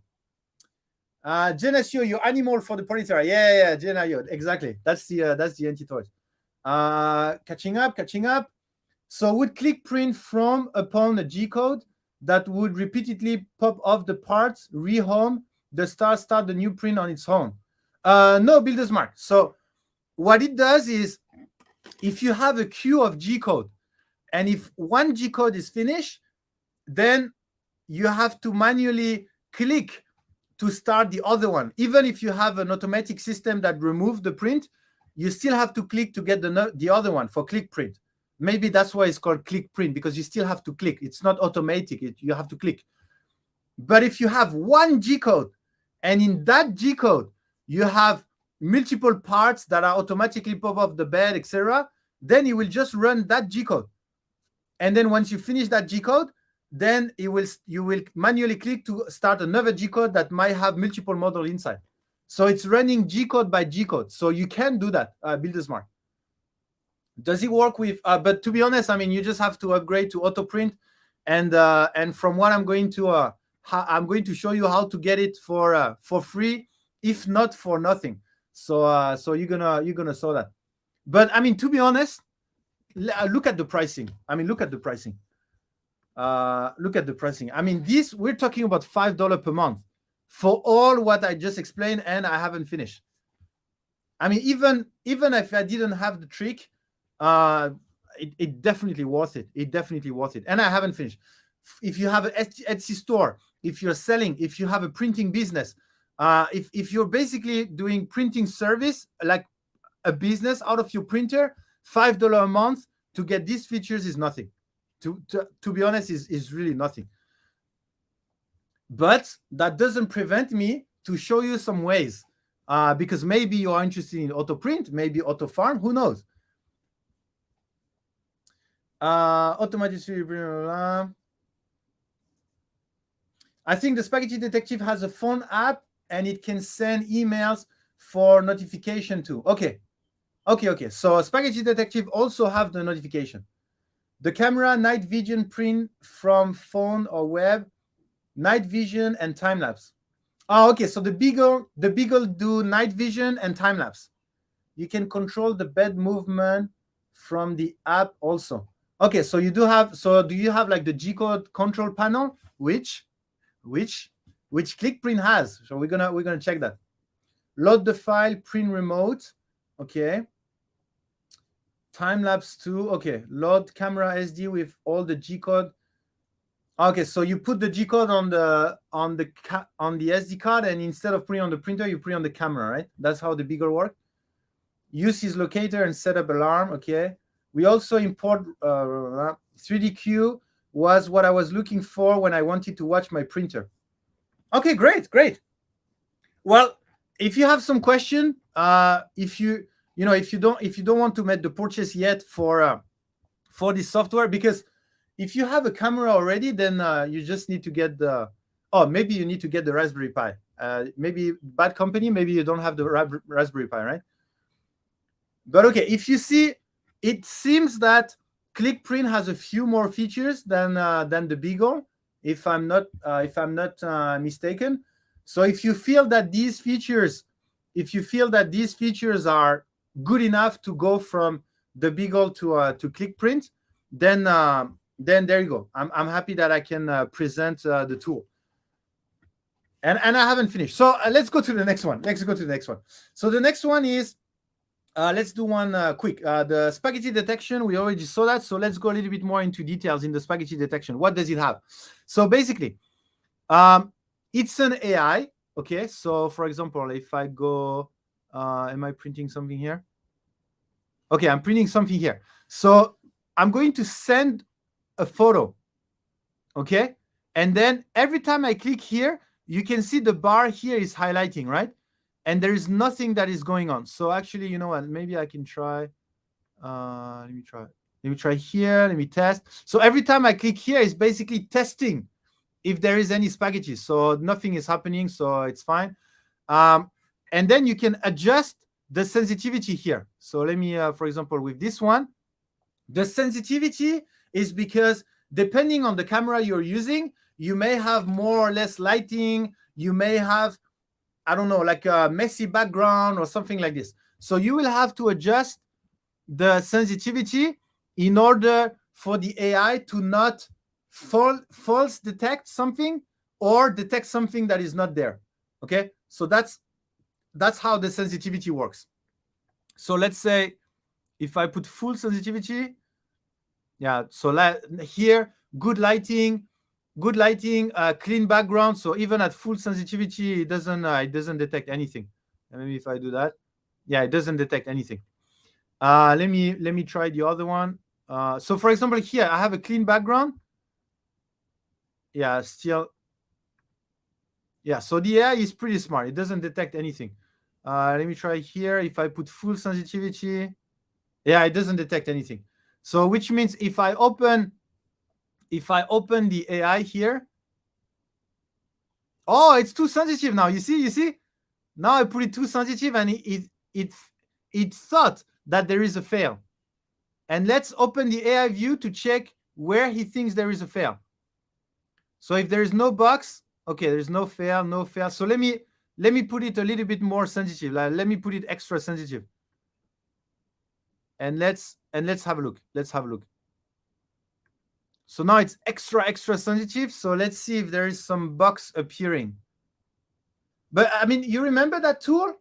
Who was there when we made the Prindle, for example? You know, where there is one stream where we did human vs AI. Do you remember that? So it's using this AI. So apparently, even at full sensitivity here, it doesn't see any spaghetti. So it's pretty nice for this one. But let's let it run. For night vision, you can look up for IR, for infrared camera with some infrared LED to the Pi. Yeah, that's a good point. If you buy a camera that can already do infrared, then it should be able. I don't know. Maybe the sensitivity would have to be changed if it's infrared. But yeah, that's a good point. You have that on Octoprint. FreakTinUFi. Which part? Oh, there's a spaghetti here. Oh, he put a spaghetti. Let's see if it does anything. Let's check. So it's every oh, there you go. Look. So he put a spaghetti inside. Oh, it's so hard. It hurts. It hurts to see that. But you see, he manually put, and now he just removed it, and you can see that it detected. You get that? And that's the point. Now I'm really sensitive. But now it's going back down. You see, it's going back down, and then it will be completely free. And then completely free. Okay, but now I'm really at full sensitivity. But sometimes, let's say you're printing a model that have small strings maybe or something like this, if you add full sensitivity, it may detect a spaghetti while it's just a small thing. So you have a small thing here. I adjusted my sensitivity. Let's see if it's gonna stop my print because of this, or it's smart enough to consider that this is not a spaghetti. And obviously, if it's outside the print, then it's smart enough because it's gonna. Oh, what is it doing? Oh, it's doing the time lapse. Did you see what it just happened? Oh, yeah, we need to talk about the time lapse as well. Oh, anyway, any question regarding the failure detection? So, a small summary. You can adjust the sensitivity depending on your camera, depending on the background, etc., so that the AI has some reference point, okay? And then if the AI detect spaghetti or detect a failure, what's going to happen is you are going to receive an email, and starting from Thursday, from tomorrow, it will automatically pause the print. So if there is a failure, it will pause the print. Then you receive a notification, and then in the notification, you are going to receive a picture of your print with the AI that will tell you, okay, here and here and here, I think there is a spaghetti. Would you like to cancel the print? So I pause the print for you. Would you like to cancel? Would you like I continue the print? What do you want to do? Okay, so that's what the spaghetti detection is doing. Okay, all clear? Any question on that part? So let me record. So we did G-code file management, and we just finished spaghetti detection. Send notification, pause point. Okay, got it. All good. Hey, loyal Mosses, how are you? I think you need that also, loyal. Loyal, do you have any remote monitoring for your printer and file management? We had Boana just popping on the stream just earlier. Do you have any? Am I in trouble? Custom creation. Yeah, if you need a remote management tool, let me know. I have the perfect tool for you. I decided to install that on my printer. I have it hooked up to a Raspberry Pi. Filament Anonymous meeting held every Monday, Wednesday, and Friday on the LM Show. Freaking you, Creality Print. I can print and slice from that website. Oh, okay. So you can cloud slicing. Is that what you're saying? Does that make slicing faster? I guess so. I have fail detection. It notifies me when it stops and shuts down. Okay. Yeah, that's what this is doing. So it's pretty similar. Sorry, what were you using already? The Beagle? Freaking U5. Sorry, I don't remember what software you're using. Was it the oh no, Octoprint, right? You're using Octoprint. Sorry, I don't remember. Now it won't let me print until I clean up the purge line. Oh no, it won't let me print. Right, depending on the sensitivity, I don't think it considered the purge line as spaghetti. I think the AI is smart enough for that. But maybe Matteo can confirm. But I think it shouldn't be. I would like to chat with you, LM. Is this hooked up to a Raspberry Pi? Freaking U5, yes. So you have to have this, you need a Raspberry Pi, and this click print is on the Raspberry Pi, and then you connect it through the Wi-Fi, and then you have the camera that is on the Raspberry Pi. So that's how it works. It's pretty easy. I mean, if you compare Octoprint to ClickPrint, I think ClickPrint, the main differentiation is the simplicity, the simplicity of using it. But in terms of what it can do, what you said, freaking U5, is I think it can do on the ClickPrint. So I think it's similar in terms of features, although I haven't finished all the features it can do for ClickPrint. So I'm not too sure, but so far from what you said, yeah. Loyal Moses, I don't have any remote management for any of our machine. Well, if you're looking for one, Loyal, let me know. It can be useful if you are on the farm taking care of the cows, and suddenly the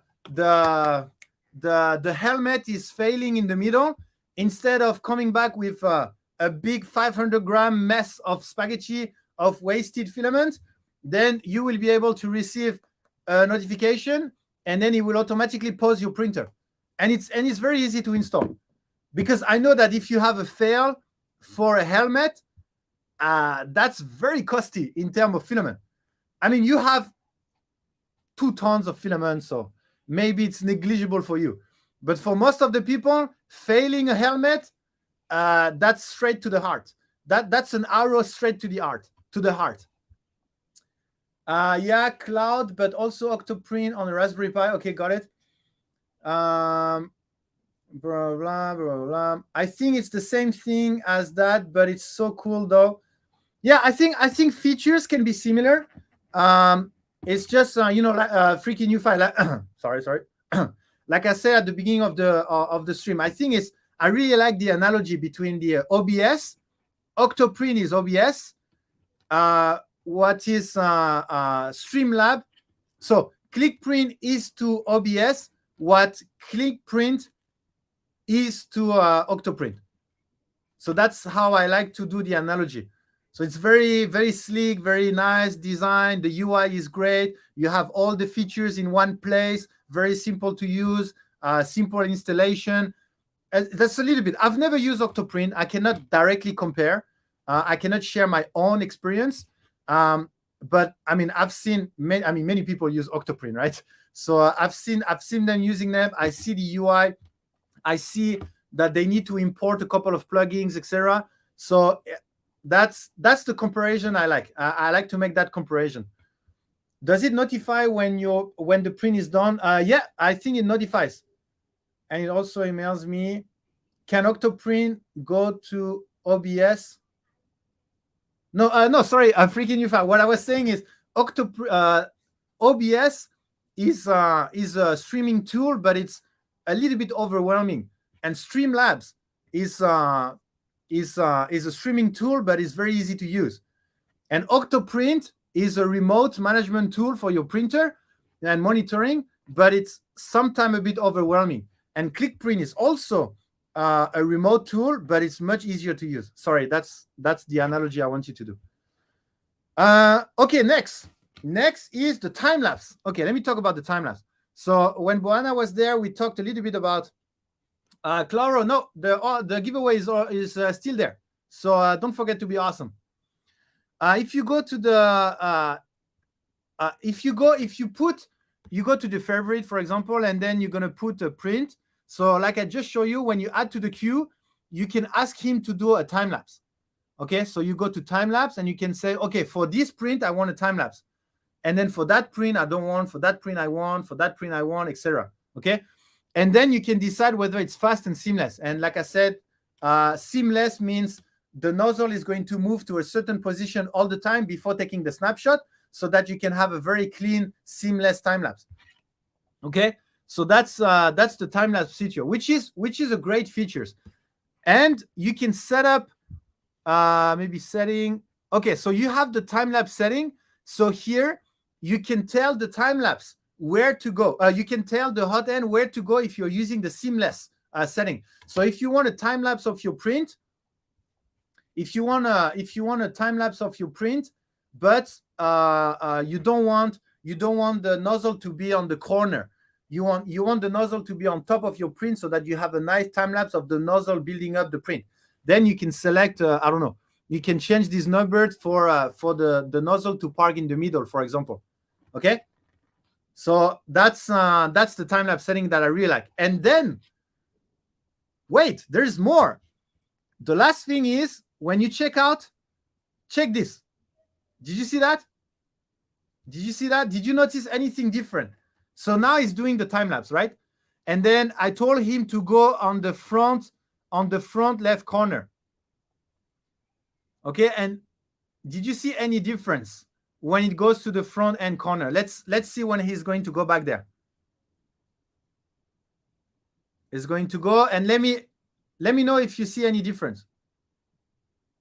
So it's printing, and then it's going to take the snapshot. It's printing, blah, blah, blah, blah. Come on. Go to the corner. We need the LM 2 hours later sound creep. I like the way it laid out. Yeah, the UI is nice. The UI is nice. Okay, you see, it's going there and then it's coming back. Did you see any difference? Well, I'm going to tell you. The main difference is the speed. So one of the problem there is with the seamless is how fast it goes. It goes to the park position and then come back to the print. If it's too slow, you're going to have all of this string and all of this blob. And I haven't verified that. You can let me know if it's true. But in most time lapse, it stay more than 1-2 seconds, if not more, in order to take the snapshot, the clean snapshot. In this case, let me check my note. In this case, they told me it stay 1/4 of a second. So that means it goes there, it stay 1/4 of a second, and then it directly go back to the print. Yeah, here, and then it go back to the print. I don't know if it's it looks a bit more than 1/4 of a second, but that's what is recorded. So I don't know if it's because of the frame rate, maybe because of the frame rate, but it's 1/4 of a second. So it goes and then come back. It takes the picture very quickly. And the idea is to not have too much artifact on the print. That's the idea. You can, let me check. Can you do this remotely, like Octo Anywhere? Yes. Yeah, that's I'm remote. Like what I'm doing now, the Cinzia. Do you know where is the printer? The Cinzia is in Canada. I'm in Shanghai, China. So yes, it can do remote. Actually, you can stream from Octoprint into OBS. Yeah, I don't know if we can do that with this one. I don't know if we can put the feed directly to OBS. I don't know how that works. Blah, blah, blah. I guess, you know what? We can just oh, actually it was oh, Matteo answer. Actually, you know, I'm pretty sure we have a lot of MakerDeck people in the chat, so they can definitely explain how to stream online with your printer camera. You can turn up the printer speed. I can turn up the printer speed. Let me check.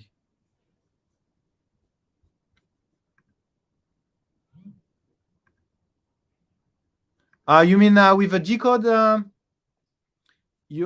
I send a new G-code line. Where is the printer speed? Temperature setting, failure detection. I didn't know you could do that, Matteo. Do I send a new G-code line to speed up the print? You can turn up the printer speed. Sometime I make the time lapse move. Oh, okay.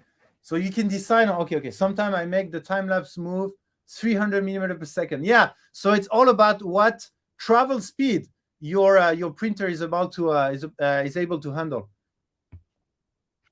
I watch that say that the time it move and come back cools down the head and cause bubble even that split second. Yeah, so that's why you have the choice between fast and seamless. If you don't like the seamless because of artifacts or something, then you just do the fast time lapse, which means it doesn't park the hot end. It is so the tool head is not in the peak, and in the time lapse just look like the print is growing while the tool head is stationary. Yeah, custom creation. That depends. I personally like when you have the nozzle straight in the middle, and then the build is building below the nozzle. But I can understand that some people prefer to take the nozzle out of the frame so that you can have a nice time lapse without the nozzle. How do I do it through Octoprint in OBS? I wish I knew. I'm printing stuff. Freaking UFI, you can join our Discord. There's a lot of MakerDeck people on Discord, and they will be very happy to explain to you how to do that. Seamless adds about 1 minute per inch. Oh yeah, by the way, they made it so the idea of having the seamless fast is also the print time. So the seamless add a little bit of print time, but so what? 1 minute per inch. 1 inch is what? 2.6 centimeters. What? Inch centimeter. Yeah, 2.5 centimeters. So that means if I print this 2.5. I would, if I want a time lapse of this, in the seamless, it will add 3 minutes. I mean, this print is like what, 1 hour, maybe 30 to 1 hour, 30 to 60 minutes, and then I add 3 minutes. I mean, it's nothing. I mean, at some point, you only use seamless. The only reason you wouldn't use seamless is maybe your printer is doing some artifacts when you do seamless, so you don't want to use seamless.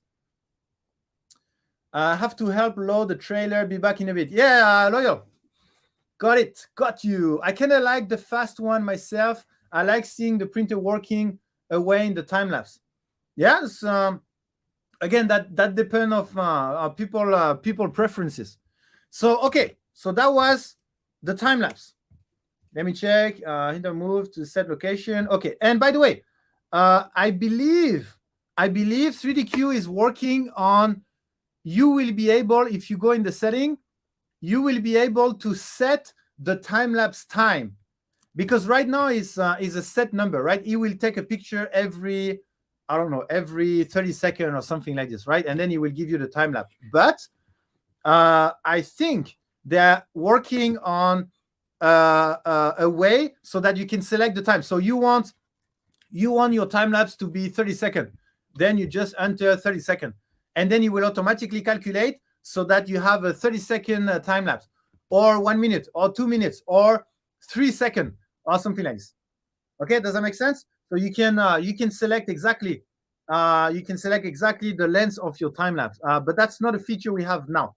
But I heard that they are working on that feature. We're working on that. Yeah, so they are working on that. If I type a code phrase correctly. Yeah, thank you for being awesome, the Cynthia. Okay, next feature. Let's do this one. So the push to the queue. So you have, let's say, you know what? I'm printing my def racer. Okay, I want to print my def racer. I select everything, and then I add to the queue. And then let's say time lapse setting. So let's say this one I want a time lapse. I want seamless. This one, I don't need a time lapse. This one, I need a time lapse. And this time lapse is going to be for the Cynthia. So I'm going to do fast. And then this one, I want a time lapse also for the Cynthia. So I'm going to do it fast time lapse. Okay. So I can select which one I want time lapse, which one I don't want. Okay. And then, so we're good. And then I want 2 of this one, and I want 2 of this one. And this is my wheel. So I want 4 of this one. Okay. Then I'm going to send to the queue. Okay, that was sent to the queue. Now my queue looks like this. Okay, so this is what is printing, what has been picked up by the printer, and then I have all my G code in the queue. So look at that. Let me know if other software can do that. It's very simple, but can you do that? Ding ding ding ding ding ding ding ding ding ding. And then maybe this one I want to do ding ding ding ding ding. I want to put it here, and then maybe this one I want to put it here, and then this one I want to put it here. Drag and drop.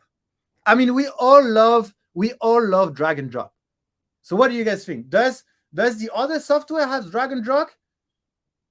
The 3-key, what was the name? 3-key new file? 3-key what?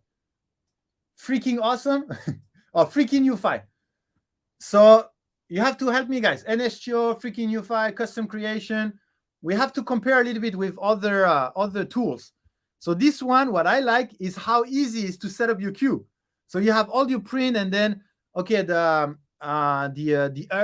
Earth is coming soon, so I have to print my thing first, and then I have an order here that I need to do it quick, and then I put it here, and then this I'm going to print in during the night, and blah blah blah blah. So how awesome is that? Put Octoprint on your old file now. Figure out how to use it. I'm awesome. Reno, thank you for being awesome. Just Mecca, thank you for being awesome. Incendium, thank you for joining the stream. How are you, Incendium? I have really messed with the queue thing.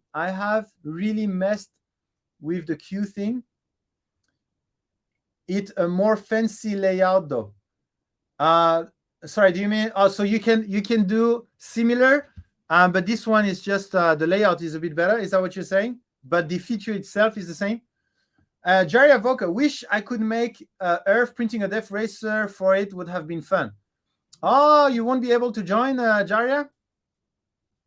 It's coming soon. You still have 1 month. You still have 1 month. If you still have 1 month to change your mind, let's say. Okay, anyway, so you have that. And let me check.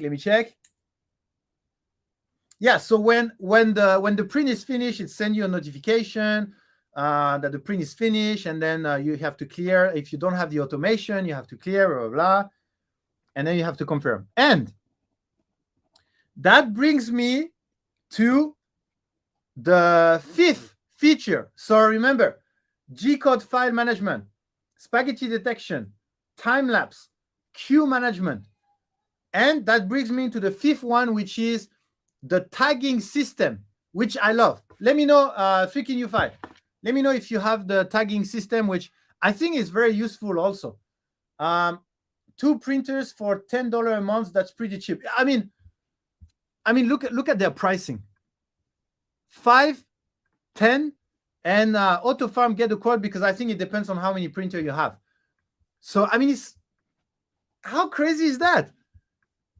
Anyway, and on top of that, they are offering a way to get it at a discount. I mean, why do you even need to discount that? But anyway, I know it has a queue thing. Okay, I'm not sure about recent Octoprint version. I think there is a queue function in this Clipper front end. I haven't tried it. I think I spent $5 a month for Octo Anywhere. Octo Anywhere. What does Octo Anywhere does? Is that the spaghetti detection stuff?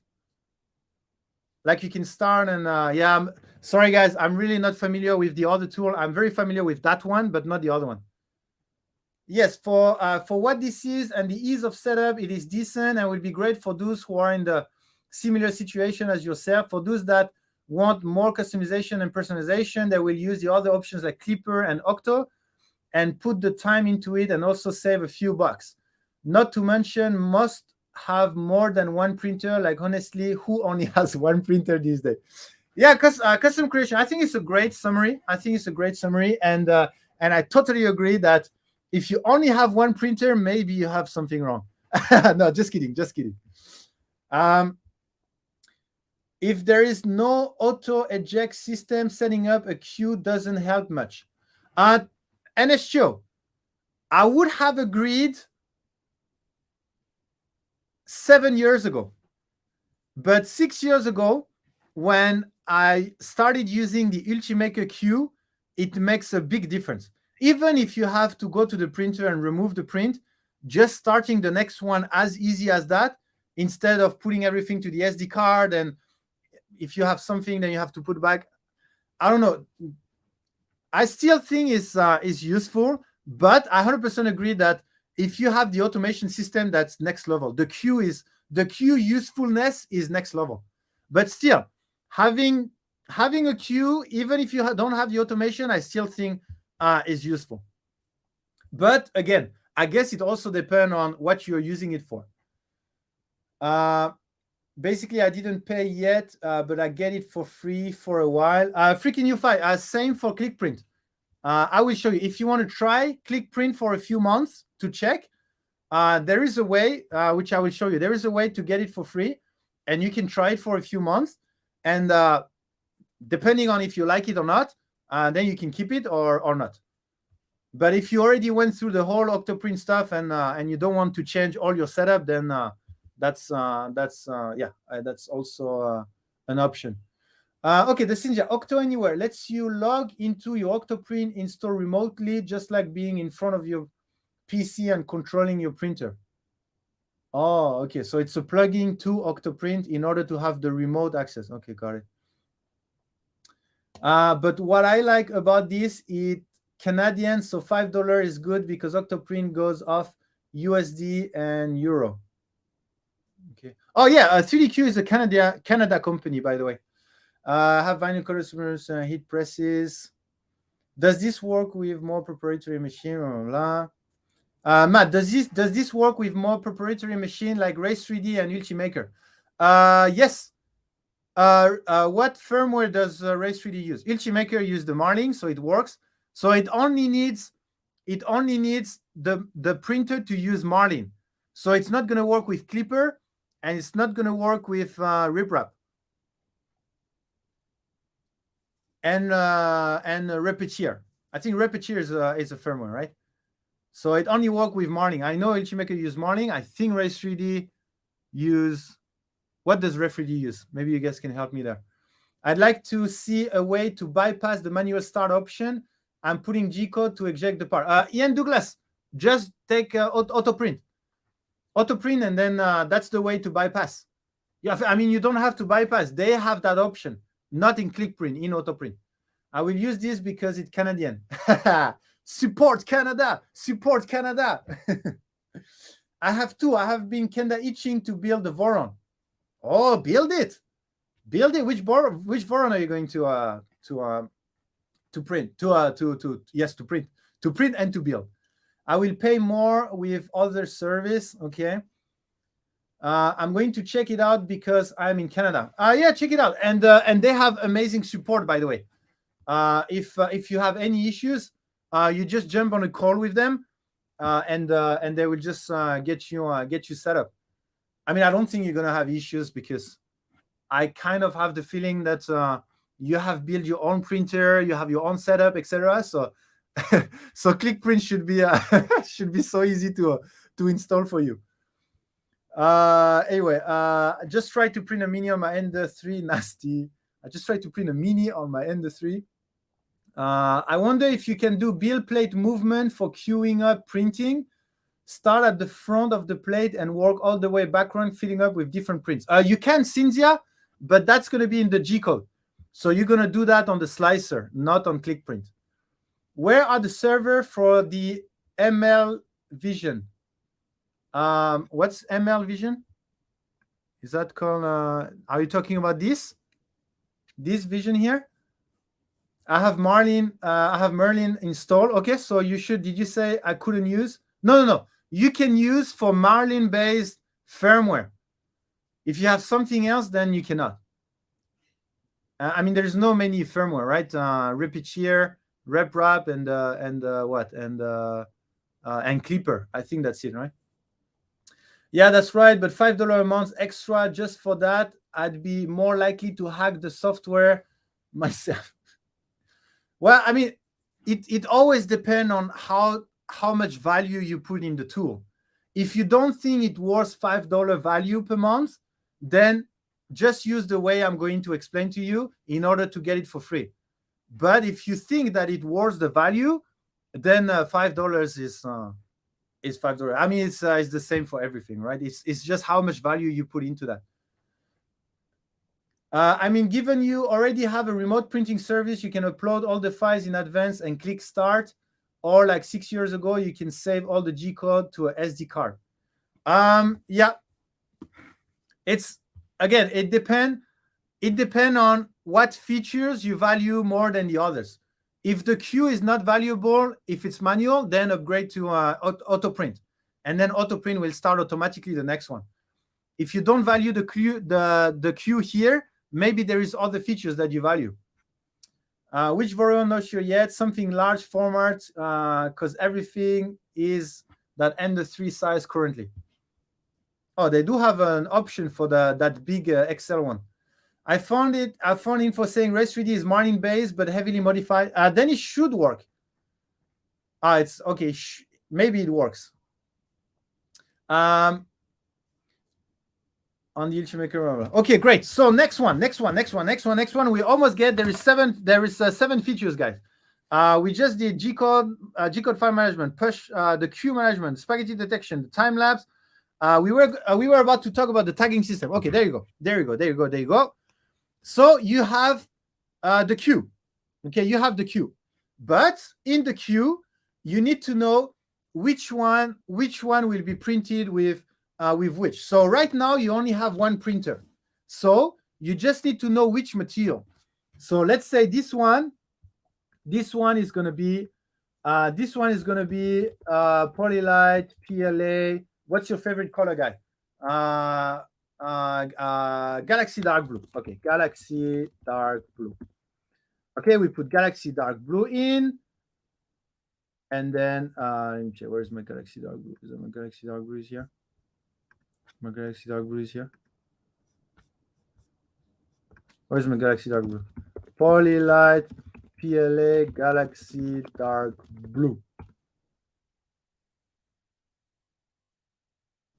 Wait. You don't like my Galaxy Dark Blue or what? Let me modify this one. Polylight. Polylight PLA red. No, I want Galaxy Dark Blue. There you go. Galaxy Dark Blue. We're gonna set this, save. Okay, we're gonna put that one. Am I doing something wrong here or what? Let me check another one. I should be able to easily add the tag. I don't know why it's not adding the tag. Let me check. Let me push one. Oh, did it reset all my, where is all my folders and all my stuff? Let me check. Hey.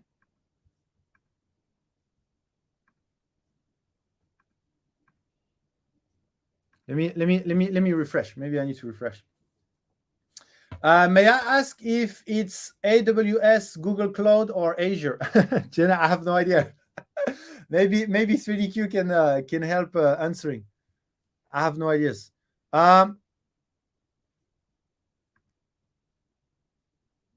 Yeah, what's going on here? Let me add to the queue and let me add my tag and the blue seal. Yeah, there you go. Yeah, it's working here. So why? We are having a Wi-Fi issue at the office. 1 second. Okay, Matteo, no problem. So let me add here. It's working a little bit here. Galaxy Polylight PLA Galaxy Dark Blue. Yeah, I can put my Galaxy Dark Blue. Okay. So basically, and then I think I can even edit. I can even edit that one. So basically, anyway, just don't care about the edit. I can change the color, blah, blah, blah. And then I send it to the queue, blah, blah, blah. And then let me send another one to the queue. That will be okay. So yeah, Polymax PC red. Okay, I've never seen a Voron in Polymax PC red. Why? I don't know. You guys need to print. We launched polycarbonate red, and anyway, and then this one I'm going to do in blue silk and then send to the queue. And then I go to the queue, and then I have this one. So they have some Wi-Fi issues, so hopefully it's gonna solve it. But the idea is here. You can select which material will go for each G code. And then when you go here, you can select what material is on your printer. So for example, now my printer is blue silk. So it's not going to pick up that one. Actually, you can see it didn't pick up my my next print. Why? Because my next print is Galaxy Dark Blue. Too many of us are watching your stream, Canadian internet. So the thing is, the fact that my printer doesn't have the material, it's not going to pick up this. So it's only, so let's say you have a long queue, and then all of the different G code will have different material. It's only going to pick up the material that is on the printer. So now on the printer is blue silk, so it's going to only pick up the blue silk. Does that make sense? So that's the idea. And then it will what's going to happen is when you finish all of this, then you will have to change the filament, and then you update the filament, and then it's going to continue with the new filament you put. Does that make sense? Some people use PC for the shroud because ABS has melting in some cases. Yeah. You know where to send the filament for the Voron build. Custom creation. Well, you know what?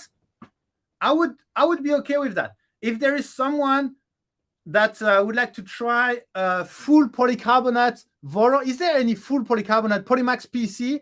Is there any full Polymax PC Voron out there? You can queue as many G code as you like. There are some users who will put in 100 at a time. 100 at a time. Okay, so the queue has I don't know if there's a limitation, but it's pretty big. Let me check there. What kind of printer you using? So this is Prusa Mark III modified. This is a Signwinder. This is a Signwinder here that is printing here, and here's a CR10, and then a CR10 that is printing here. I thought they only recommend ABS for the Voron build. I don't think it's only ABS. I was thinking of doing ASA, but I can get PC for it. Definitely good for someone with a few printers. Yeah, Larry Russo, this ClickPrint, the tool is for one printer. But if you have many printers, you can upgrade to AutoPrint. Or if you have a farm, then you can upgrade to AutoFarm. We're getting ready to print the part of the Voron 2X. Have to chat with Jason at Earth. Oh, by the way, guys, if any of you are doing to Earth as an exhibitor, you are going to exhibit a project, please reach out to me to see if we can do some partnership there. So if you are going to present a new Voron, for example, and you have a table already there, then I can sponsor you the filament for the Voron. If you're going there to show off some props, then I can sponsor the props. Doing something. So if any of you is going to Earth as an exhibitor, please reach out to me. My 0G is all ASA. Yeah, ASA is, I've seen more and more people using ASA for the Voron. I would like a Polymax PC build, but it's too expensive. Yeah, I mean, you can get the 3 kg, which comes down to a bit cheaper per kg. But yeah, the ABS and the ASA are more cost effective than the Polymax PC. PC for Shroud, yeah, I have the Shroud with PC right now, and it's holding up well. Great.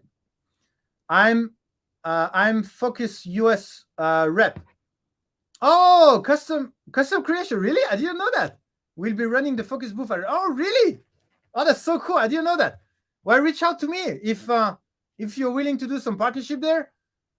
We can reach out to me on Discord. Reach out to me on Discord. Custom creation.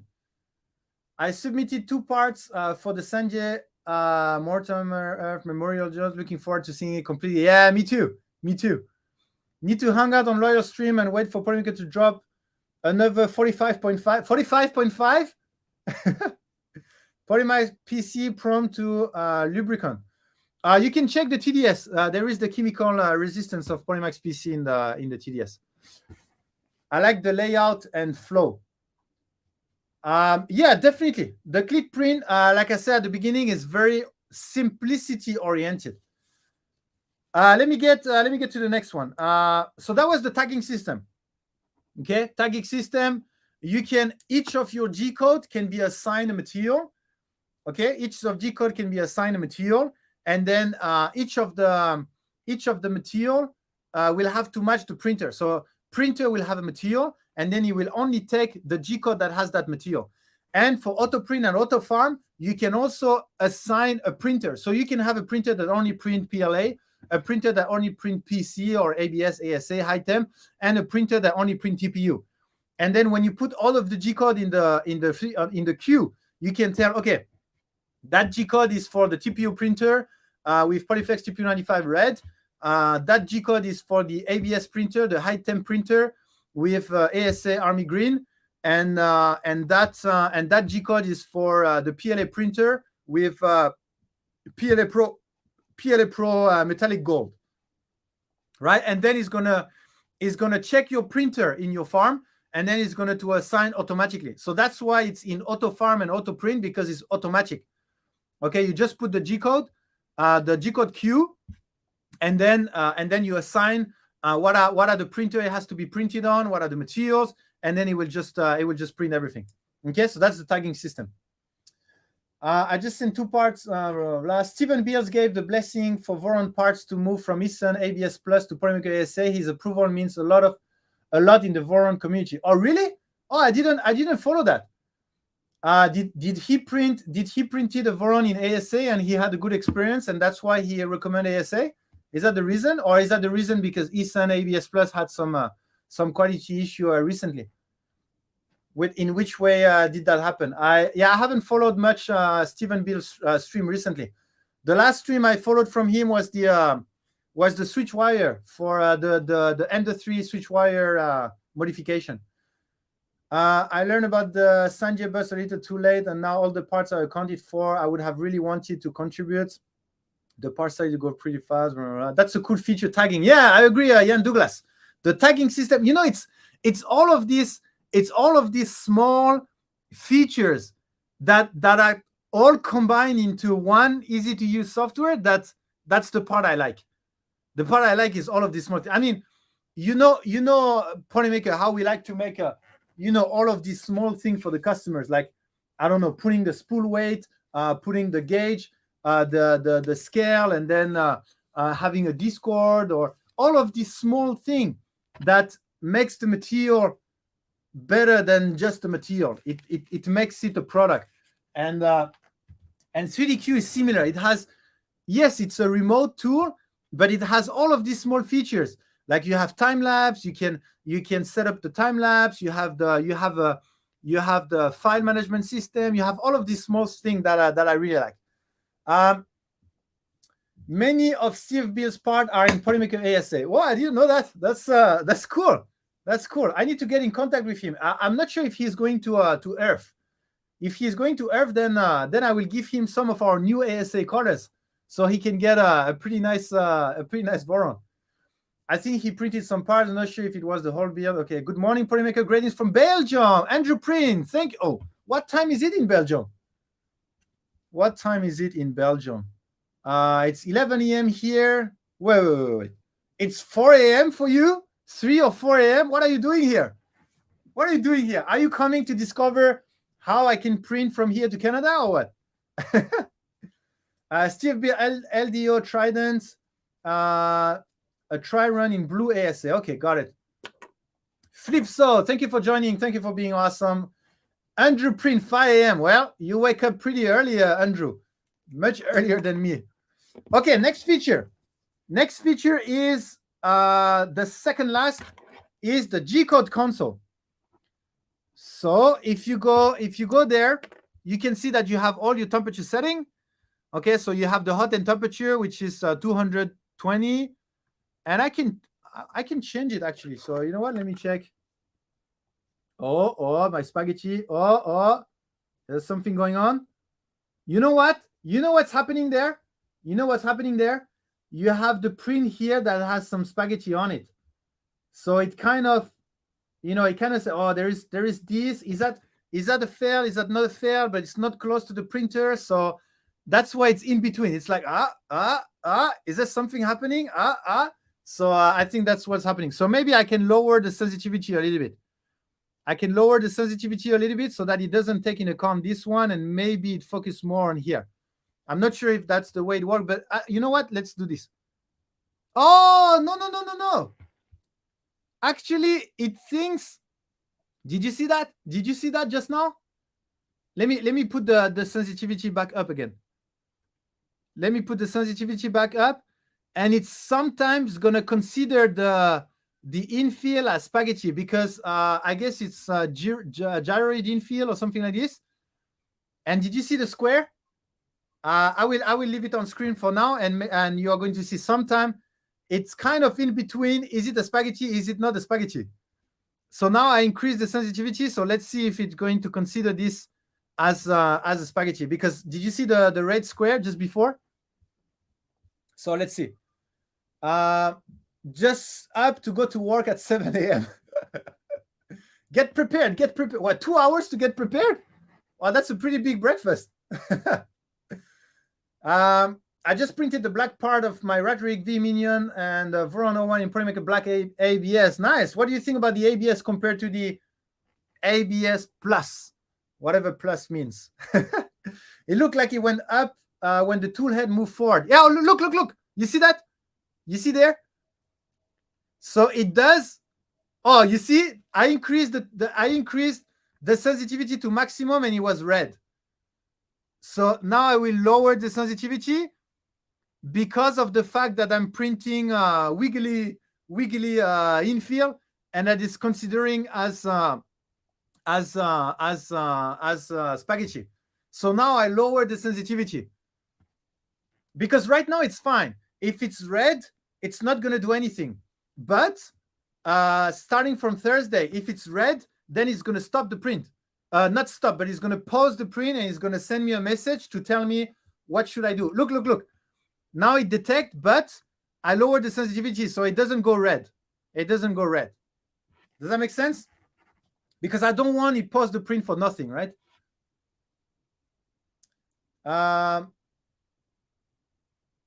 Gyrating field is just organized spaghetti. Yeah, exactly, Nesho. I think that's why I did that. I think it heard you and smart enough. I need a lot of coffee. Well, 1 hour of coffee, yeah, that's a lot. I never use ASN ABS Plus, but my understanding is that it's not as good as handling heat as regular ABS. Got it. Gonna scoot. First time COVID victim here. Gotta go lay down. It's been fun. Oh, really? First time COVID victim here. Oh, sorry to hear that. You got the COVID. Okay. Yeah, I guess a lot of rest. Sweetie Jeff. Thank you for coming by. Fake spaghetti, impasta. Impasta. Optional, stop the print. Yeah, you'll be okay. Stopping the print will be an option on Spaghetti Vision. Blah, the default will be to warm or blah. Oh yeah. Actually, you will be able to choose whether you want, if there is a spaghetti detection, if you want to pause the print, if you want to stop automatically, or if you just want the printer to warn you. So you will be able to choose. So that's also a good part. Hey, Tripod Garage, how are you? I saw you join the Discord. How's the different Def Racer going? By the way, did you contact me to get the filaments? I don't even remember. You are going to Earth, right? You are going to Earth with a Def Racer, right? I don't remember if you contacted me, because we sponsor Def Racer, which is gonna have one of the plates is going to be the Polymaker plate, and we sponsor all the filament for the Def Racer. But I don't remember if you're part of it. Yeah, going to Earth with Sam. Okay, yeah, great. So again, if you're willing to put that Polymaker plate, then I can get you whatever filament you need. We have sponsored. I really wanted to push all of this Def Racer. First time was the worst. After that was no more than the head cold for me. Oh, for COVID, yeah. The first time was the worst. What do you mean? Did you got COVID multiple times? Good night, Claro. Thank you for joining. Okay, next one. I was talking about the. Sorry. So the temperature. So you can change the temperature. So let me change here the temperature to 230. Because it seems like he's printing with silk blue. So if we print at 230, and if the silk PLA is dry, then it's going to print it very shiny. So I just set it at 230, and I will put the bed temperature. I will leave it like this. Okay, so that's one thing you can do. Like, you can change the temperatures and stuff. And you have a G-code console. So from here you can set all your command. I mean, if you are familiar with the G-code command and stuff, then you can see all what's happening here. How many of you feel confident enough to play around with G-code, like to send some G-code and then to modify your G-code manually? And how many of you are familiar enough with G-code to do that? Bad Company, you had it 4 times. Ooh, that's Bad Company. That's bad luck. I mean, you're fully vaccinated. You got your vaccination 4 times. No, I'm just kidding. It's not good. It's not good.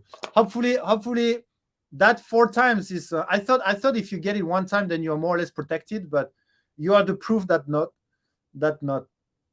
Okay, so who feel I can modify G-code? Okay, Builder's Mark.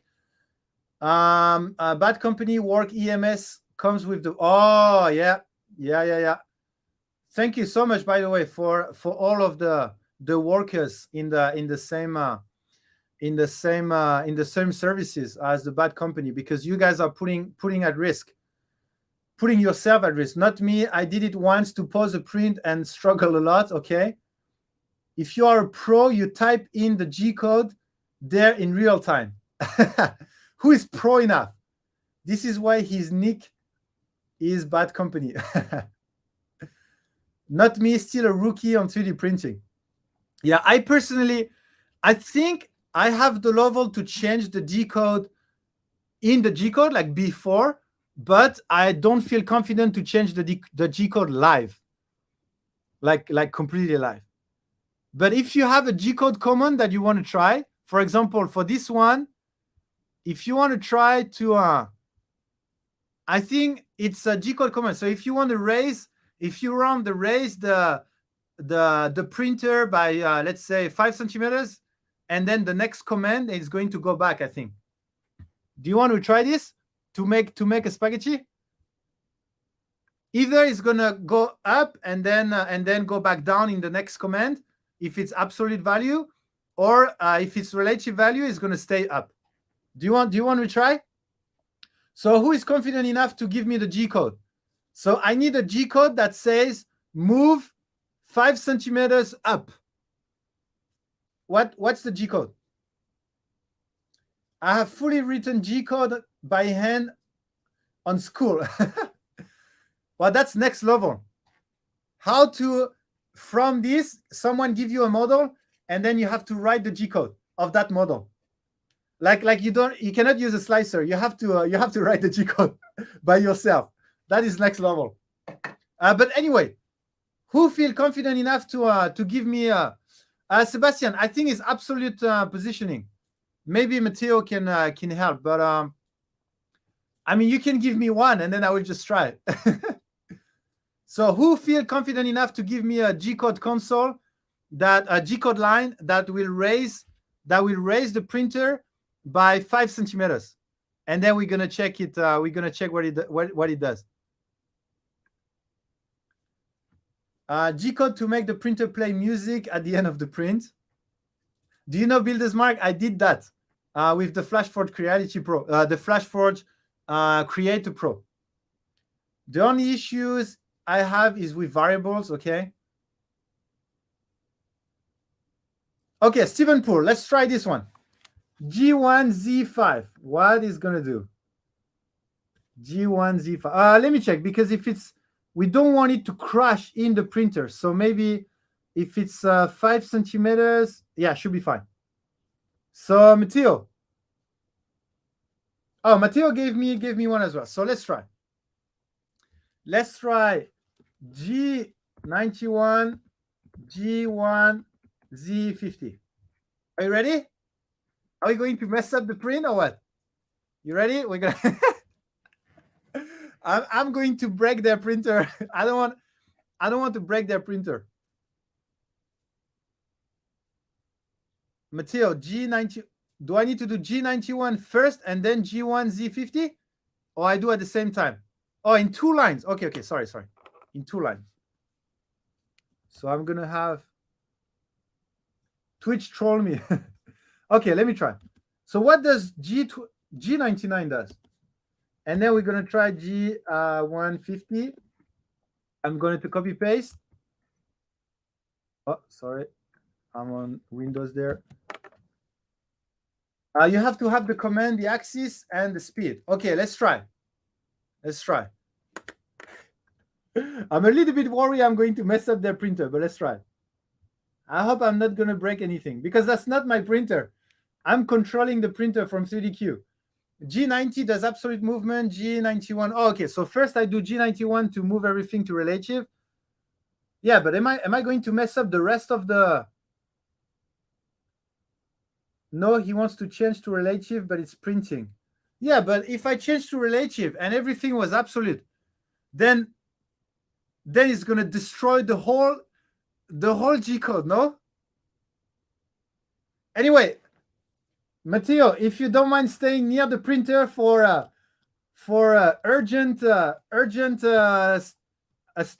urgency stop. Okay, let me try. I need to go fast. So I do this, and then quickly do the other one. And then let's go quick.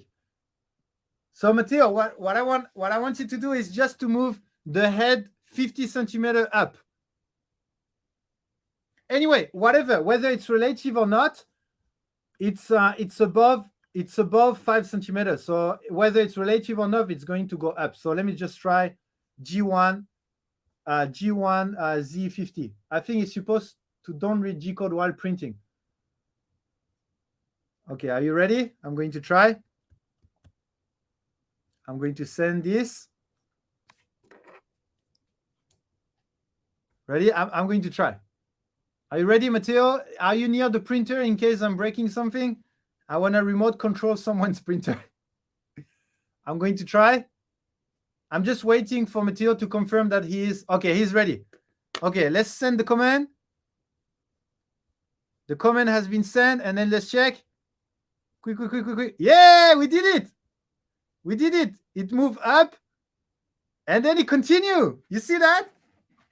Yeah, let's do again. Let's do again. Let's do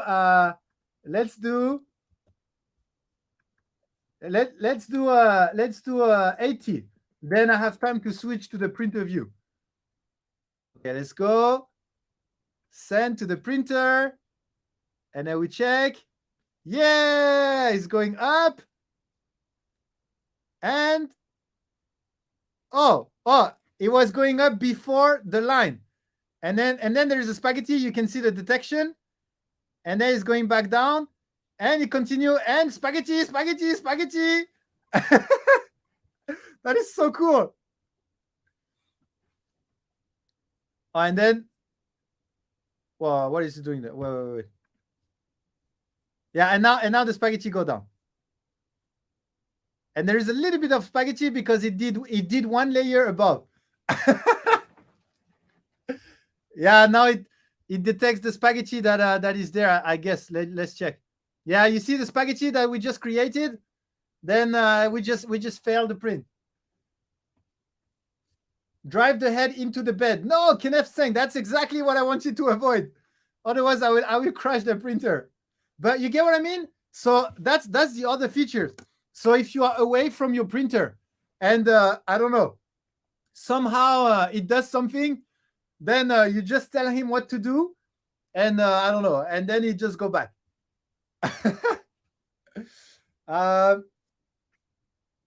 Not from the console. I want to remote control someone printers. Yeah, it's very strange to. I mean, can you imagine these guys? I mean, the 3DQ team is watching the string at the moment, and they have their printer in the office next to them, and it's doing some strange stuff. What's all that smoke? The only one that is supposed to be read is M112, emergency stop. Well, it seems that not. I think I can put some G code line in the middle. I think G91 is going to mess up. Yeah, I'm not going to use that one.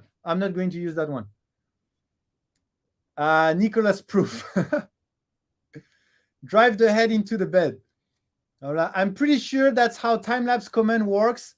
It just injects movement to get out of the way, then take the picture, then resume.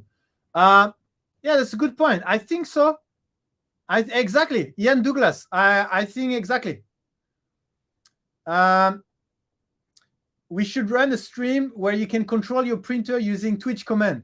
Oh man, that's awesome. Well, we need some safety feature. I think it's an awesome idea, but we need some safety feature because I know you guys. I'm looking at you guys. I know what you're gonna do if I put my printer here printing a nice print, and I give you the command through the Twitch command. I know what you're gonna do with my printer, and I don't think I'm gonna like it. But yeah, that's a good idea. We should have some command like print this, print that, or move up. But we should remove any command that will do some bad stuff. But that's a wonderful idea. I have no idea how to do that, but that's a wonderful idea. Imagine if someone drops on your 3D printer and prints it remotely. Yeah, That's the kind of thing I was thinking for the printer. I was no safety. Just get a fire extinguisher. No way. No way I give you full command of my printer. I don't know what you're going to do with it. I stick to arm length printer management for now. That looks like fun though. Twitch plays Pokemon. Twitch plays G-code. I'm carving my name in the print bed. This is going to be fun. Every followers to print speed increase 1%. Oh, that's a good idea. Carve. I'm awesome in the bed. Printing ding manually. M109 S500. Is that the M109 S500 is the increase the temperature to 500 for the nozzle temperature? Is that what it does, NSCHO? But anyway, that was the next feature. You have the temperature setting here, and you have the G-code console. What is the setting? What can you do? Yeah, and then you have printer name, the printer uptime, blah, blah, blah. Restart printer software. Okay, so we had some fun there. Obviously, my spaghetti detection is not happy because of the spaghetti we just created. Let me check. If I received the email, yeah, I still haven't received the email. So I think, yeah, there is something wrong with if I'm in China. But anyway, so let's get back to it. Last feature. Hey, Tishus, how are you? I'm very good. How are you? It blocked that. The firmware should block it though. Yeah, I think it does have some safety feature. Hi, Jerry. How are you? Thank you for being awesome. Is that Clipper? No, not Tishus. That's Click 3D. Check the spine mail. Oh, good point. Let me check. Tishus, that's Click 3D. It's in my opinion easier. Let me check. Oh. Thank you, Tishus. Do you want to see what I see? This is what I see. Alert!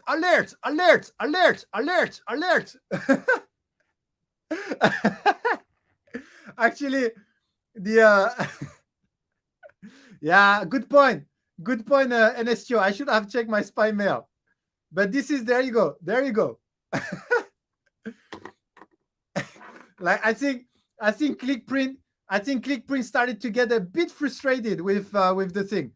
Come on, that's the 20th. That's the 20th email. I'm telling you, alert. Why? You're not saying anything or what? Okay, let me see the content of the email. Let me see the content of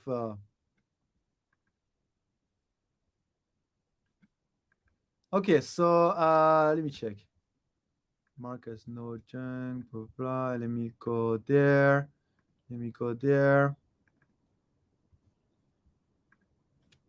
Oh, so basically I receive an email that says spaghetti may have been detected on your printer. Please review the image attached at your convenience. Quingly Vision is continually improving detection method. If it was a false positive, please let us know by replying this email. Okay, and then basically the picture I received, well, this one was the very first one. So let me try to get one of our most recent one. Let me try to get the most recent one. Let me go in my spam again. Let me do this one. Let me check this one.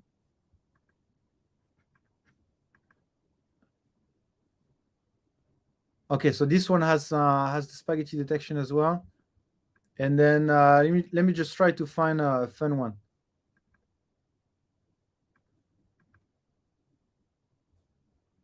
There's another one. I cannot find. I received too many alerts. So there you go. So basically, I received. Let me show you. I received the email, and then he sent me the picture. So if I see this, then yeah, something wrong. But that was what we were tested at the beginning. So I just received an image basically. But I'm pretty sure at some point maybe they are going to include also a square to show where is the string. Because the other image, I don't know why they sent it to me or something. So Yeah, that's what I received basically. That's a notification with a picture of the printer. Or I guess you just connect to your account. You just connect to your account and then you just check the live feed, and then you just check how it's printing. Okay, so that was the second last, and then the last feature. What is the last feature? What did I keep for the end? What did I keep for the end?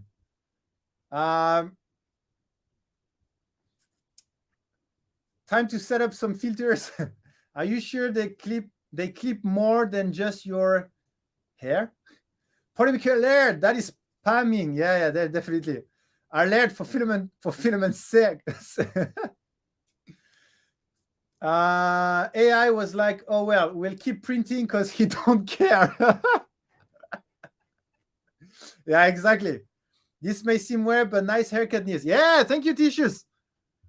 I cut it a few days ago already. Where is your beard and hair? Yeah, everything fall off. Everything fall off. Perhaps banning certain word would be a way to ban specific G-code command. That could be an idea. Send Discord DM after the stream. Thank you, Builders Mark. Getting it for free. I'm awesome. Okay, so the last feature is. So we have G-code management, queue management, spaghetti detection, time lapse, G-code console, the tagging system, and why does it keep failing? This is because we mess up with the printer, and we created a spaghetti at the back. So if I go and check the AI, there is you see at the back here, there is the spaghetti, and you see the square. So the AI is detecting this, but because we messed up a little bit, we raised the printer and then we printed in open air. So we created a spaghetti. So that's why the AI is not happy. Would be nice to see what the auto tier had to offer. Custom creation. By the way, all of you. Hey, Sislov Brits! Thank you so much for the raid. Welcome, everyone. I hope you had a lot of fun. I hope you had a great stream, Sislord Brit.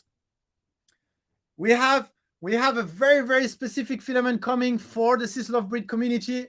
You guys are going to love it. We need to defend the raid, guys.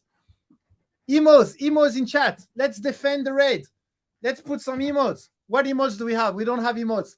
Just use emotes from someone else. We don't have emotes yet. Yeah, defend with zombies emotes or loyal. Yeah, let's get that. Yeah, awesome, guys. Thank you so much. Defending the raid. Sislov Brit red. Exactly, Sislov Brit.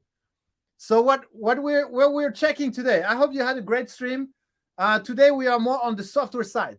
So what we're getting there is remote management and monitoring. Hey, Kevin, how are you? I'm doing very well in English and in French. I'm doing awesome. Thank you, everyone. Ashornak, how are you? Yeah, software. Today is software. We did a lot of hardware. We did a lot of material. Today is software. And the idea here is to monitor your printer. So you see, I have a bunch of printer. I have, what's going on there? Is it overhang? Is that some overhang? Most likely because I don't have the support. Let me increase the sensitivity of my spaghetti detection, because it's bad overhang. Maybe not spaghetti, but bad overhang. Let me check. Let me see if I can detect that. So basically, what we're doing here is we have a tool. All of these printers, Sislov Brit. Do you know where are all of these printers? These Signwinders, the Prusa, this Prusa, and this Creality. They are in Canada. Pezliz, I'm in Canada right now. I'm controlling printers in Canada. Do you remember Pezliz? I was talking about 3DQ. You know the AI software, and I was thinking of some ideas for MakerDeck. Then that's them. That's this company that we are reviewing now. We're in Canada. Where are they in Canada already? Matteo, where are you in Canada already? I don't remember. Let me check. Maybe if I go Vancouver, BC, British Columbia, I think Canada. So I think they are in Vancouver. Yeah, Vancouver. So these 3 printers are in Vancouver. How awesome is that? And then basically I'm printing some stuff. I have loaded some G codes, and then I classify my G code, and then I have a queue with different colors, and then I'm sending everything to the printers, and then we are checking how's the printers running, and then we have some AI. The AI are watching the prints, and they are telling me if there is some kind of failure, and very, very easy to use. So I really like that. Really like that one. The Canadian printer prints PLA. That's not made out of corn, but maple syrup. Print a hockey puck for proof. Yeah, Kevin. So basically, thank you again, everyone, for joining. And I already talked about the 6th first feature, and I'm going to talk about the last one, the 7th one, which is their printer store. And what did I say? Printer store? The filament store. So basically, it's kind of, I mean, you can see that as an all-in-one. And what's up? Okay, so you can see that as an all-in-one. So this is, you have a filament store, and as soon as you buy, the more you buy filament, and the more you get your software going. I mean, where can you see that? Where do you have that? Guys, NSTO, Custom Creation, all the ones that are using the other software. Do you have a store embedded in their software, or like plugin or something? Can you send the link to the website? Yes, Tishus. Let me send you the link. So that's 3dq.com, and 3dq.com, and then on software. So 3dq.com software. Let me put that in the chat. So, but wait before signing up, okay? I need to show you how to get it for free to try it. And then the pricing is very, very, very affordable. It's $5 per month to get access to the 7th feature I just showed you. So I'm going to explain now. Polymaker GL. Okay, so you can see what you have now is need a link. Yeah, I just shared the link. And most likely 3DQ, Stephanie and Matteo will help to share some other link that are useful. So what you're going to do here, you have access to all the filaments. So let's say, I don't know, let's say you want to, so here's the features one. Let's say you want to shop all the PLA. So let's go on the PLA, and then what is your favorite brand, guys? Is it 3D Print Life, Form Futura, Polymaker, or Filamenttive? What is your favorite brand? Will this run on a Pive 3? Yes, Gafflet. Let me check my note. Pive 3 B plus, something like this. Where is that? Pive 3, where is that? Let me check. Let me check. Well, maybe I don't have it here. Yeah, I think something like Raspberry Pi 3 B plus or above. Sorry, I cannot find it here. Yeah, something like this. What else do we have? Minimum requirements. Yeah, and then 2 GB you need to have. How much is auto tier since it does not show you? The auto print is 10. It's $10 per month, and the auto farm depends on the number of printer you have. Why is the store in USD not in Canada? Because it's in the US. The store is for the US. Okay, so it seems like they have some Wi-Fi issues. So let's wait that it reconnects. Because that's the best feature. I keep it to the end. So that I can show you guys how you can try all of this for free. Why is the store in USD? Yeah, because it's in the US. We're gonna. I don't think they have a Canadian store yet, but I think they will. I'm not too sure. But we can only ship from our website to the US. Polymaker. I need a CAD Polymaker store with CAD free. Yeah, Kenneth Tseng. We are working on it. Like I promise, we will launch the Canada store before the end of the year. I promise that, and I'm gonna do that. Which is the cheapest of the 4 brands? I think it's Polymaker Polyterra. We can check that. If let's say you want to go for the cheapest. So let me go there. Can I rank by price? Maybe I cannot.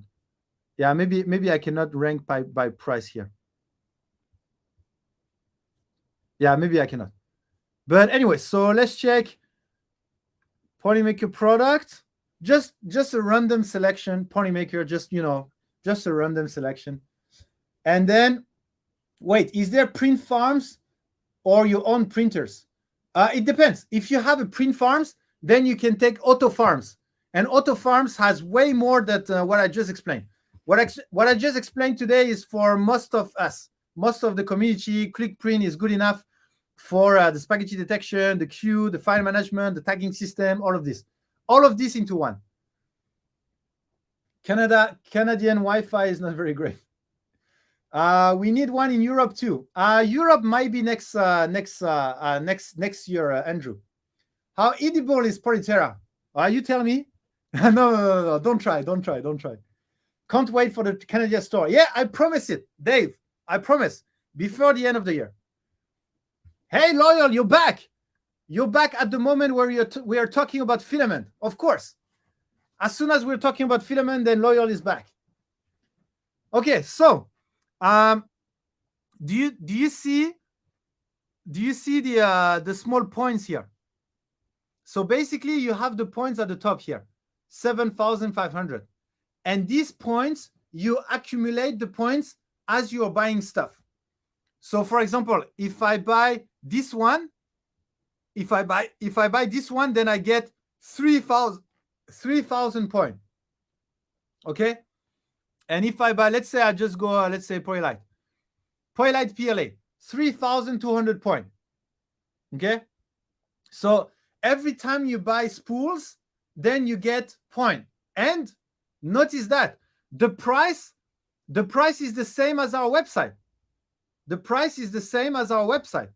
Okay. But on top of that, you get the point. And if you go redeem point, look at that. 7,500 point. I can get 1 month for free of ClickPrint. If I get 10,000 point, I have auto print for free. Can you see that? And let's do some calculation. Let's say you want ClickPrint for free. You go all the product, and especially right now, they have a 10x. So if you go right now, if you sign up right now, and I think it's last until the end of the week. Let me check. Until September 12th, 12 p.m. EST. So basically the end of the week, Sunday. They have a 10x, which means if you buy, let's say if you buy Polylight PLA or Silk, I know you guys like Silk. So you buy a Silk, you have 2,500 points plus, let's say, a Polyterra PLA. So let's say 3,000, so 6,000 plus, let's say, your Polyterra. So 3 spool, okay? You buy 3 spool, that's going to give you 5,400, 5,400, 7,000, 8,000. That's going to be 8,000. Then with 3 spools, then you get 1 month for free of ClickPrint. Just buying the 3 spools, like a Silk, a Polylight PLA, and the Polyterra PLA. And that's you see. So if you want to get, I don't know, the next 6 months for free, in order to I don't know, use it for 6 months. But to be honest, you use it for 1 month and then you already know if you want it or not. But basically, you have until the end of the week to buy these, and then to kind of stock up your point a little bit, so that every month then you can just redeem 1 month for free. Does that make sense? So whatever you want to buy on our website, it's the same price on their website. But on top of that, you get the point and you get access to all what we discuss. And for auto print is 10,000, which means you let me check. You need to buy 1 more spool. So you need to buy 4 spool, and then you get auto print for free. And auto print has much more than what we just reviewed today. If you are interested, let me know in the chat. And next time I'm going to do what auto print can do. What is the 10x coin? The 10x coin is basically this theoretically should only give you 310 points. For example, this one. But the 10x means if you buy the Polytera PLA, instead of having only 310 points, you can get 3,100 points. Does that make sense? So that's the 10x. Okay, so did I miss some stuff on the chat? Let me check. Blah, blah, blah.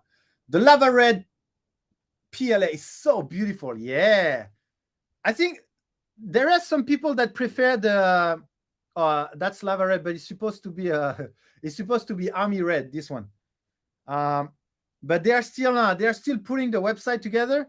But this is Army Red. This is Army Blue. It's not Sapphire Blue. But I mean, you guys know our product, right? But anyway, blah, blah, blah. Loyal needs a filament intervention. This software is really interesting. It is. So never enough filament. That's for sure. Blah, blah. So we have to do math. No, you have to buy as many spool as you can, and then you just get how many points you have. But basically, the math is simple.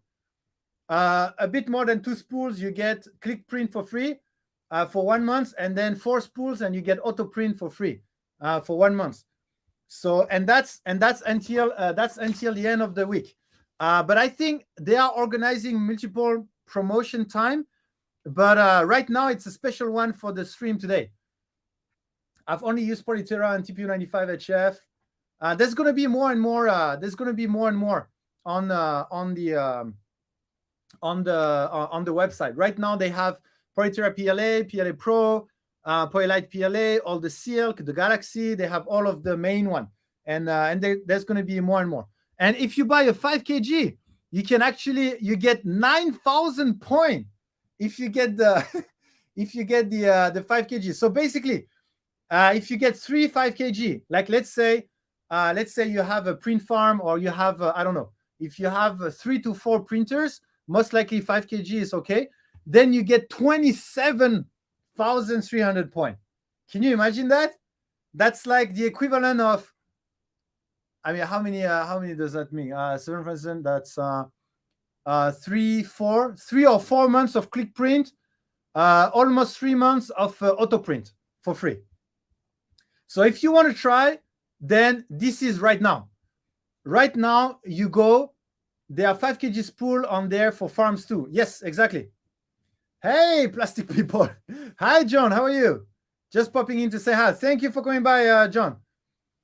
Thank you for being awesome, Dan Adams. Paisley is awesome. Kevin is awesome. Ashornak is awesome. Everyone is awesome. How awesome is this? 9,000 points isn't even 2 months of the software if it's 5,000 per month. It's a 700, so you can check. Redeem point.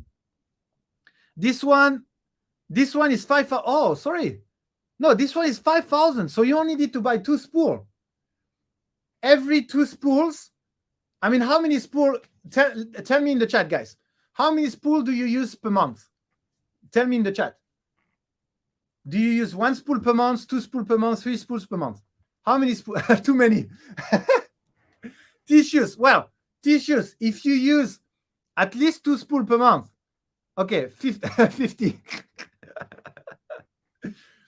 3. Okay, 3. To be honest, I only use like Okay, half a month, 2 to 4 spools for the Cinzia, custom creation, 4 spools, 4 spools per week, 5 so far, 10, 6. Okay, so click print, 1 month is 2 spool.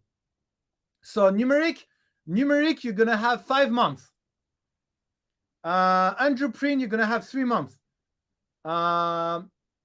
Tissues, half a month. Yeah, maybe you'll have. It will give a discount. It will give a discount. I think you can still redeem. I'm not sure if you can redeem half of it and just pay the rest or something like this. Loyal, all of them. If Loyal puts his number of spool he used per month, then he buy the company. He buy 3DQ company with points. he buys 3DQ with points. Okay, guys, I have 10 billion points. Can I just buy the company? Okay, your wall has way too many spools showing off. Okay, guys. So what you need to do now, you go here, and then there is a link. Let me check. The link is 3DQ. They send me Polymaker filament store. Let me check. Oops, something went wrong. Okay, well, maybe my page is 3dq.com Polymaker filament store.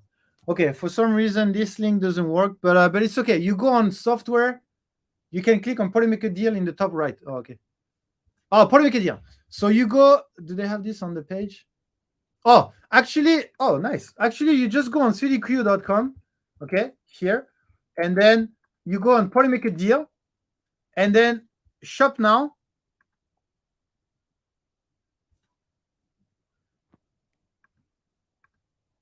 Okay, and then you can shop here the spool, and then for 2 kg, then you get 1 month of the click print. What we just presented, and then you can try. So let me send you the link here. Okay, there is the link. And it's until the end of the week. So just do it now. Just do it now, because it's gonna go fast, right? We know how time flies. And at the same time, let me go through the 7 features again. And I think after that we do the giveaway. And I think we're good. What do you guys think?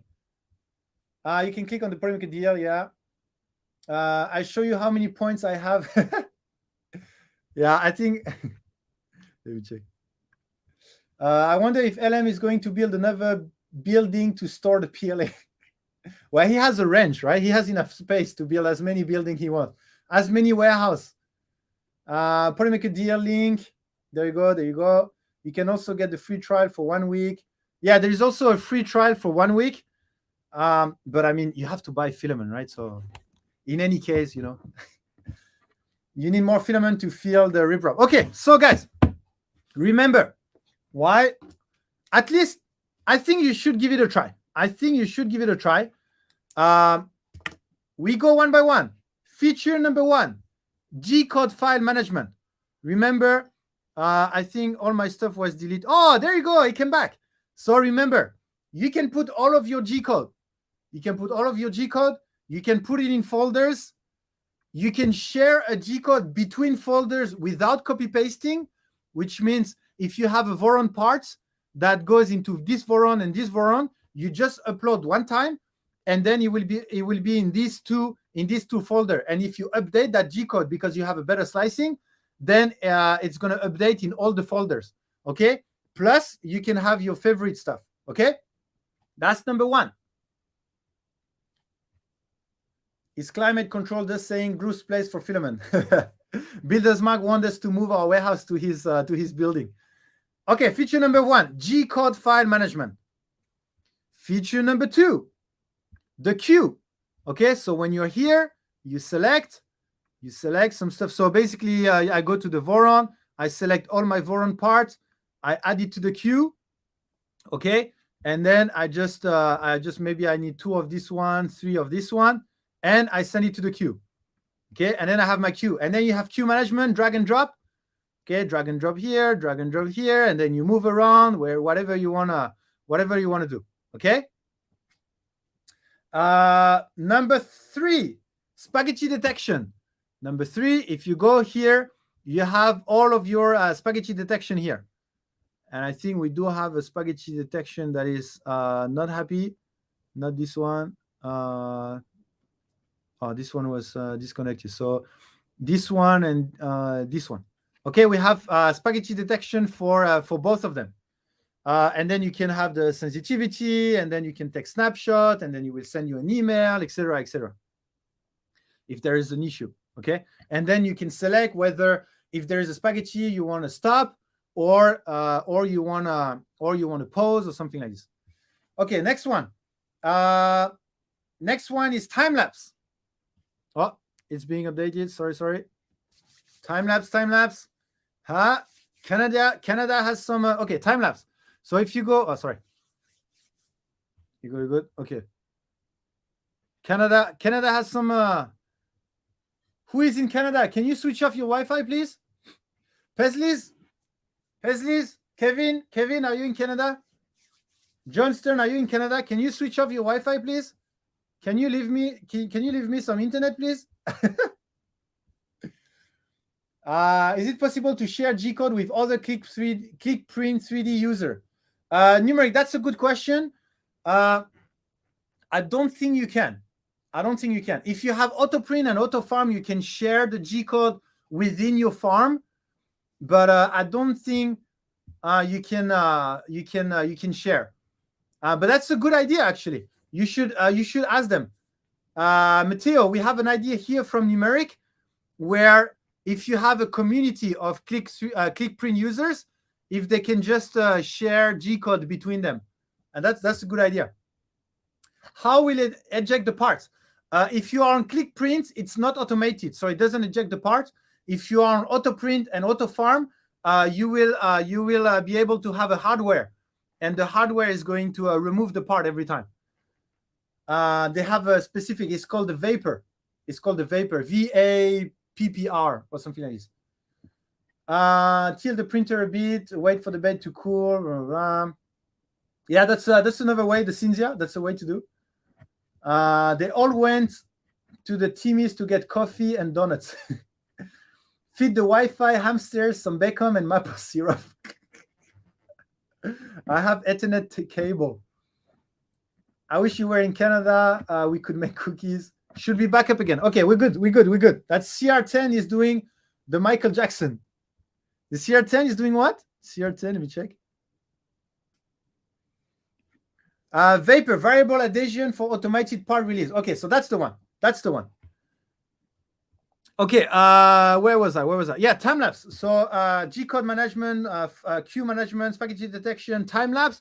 So whenever you add a bunch of okay, maybe this one is not working. So this one, if you add, for example, Squid Game mask, which is the one printed, and then you add to the queue, then you can select to make a time lapse. So you enable the time lapse, and then you can select whether it's a fast time lapse or it's a seamless time lapse. Okay, remember, seamless, the printer is going to park somewhere so that when you take the picture, the nozzle is always at the same place. And fast means it doesn't do. So let's do a seamless and then send to the queue. Okay, and again, if you go on home and setting, you can tell him what is the park position. Okay, so that's for time lapse. Then the tagging system.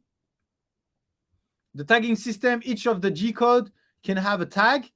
So let's put it Polylight PLA red. Okay, Polylight PLA red. And then if my printer, let's say my printer has Polylight PLA blue, then it's not gonna pick the G code from the queue. Okay, so it's only going to pick up the one that has the same tag.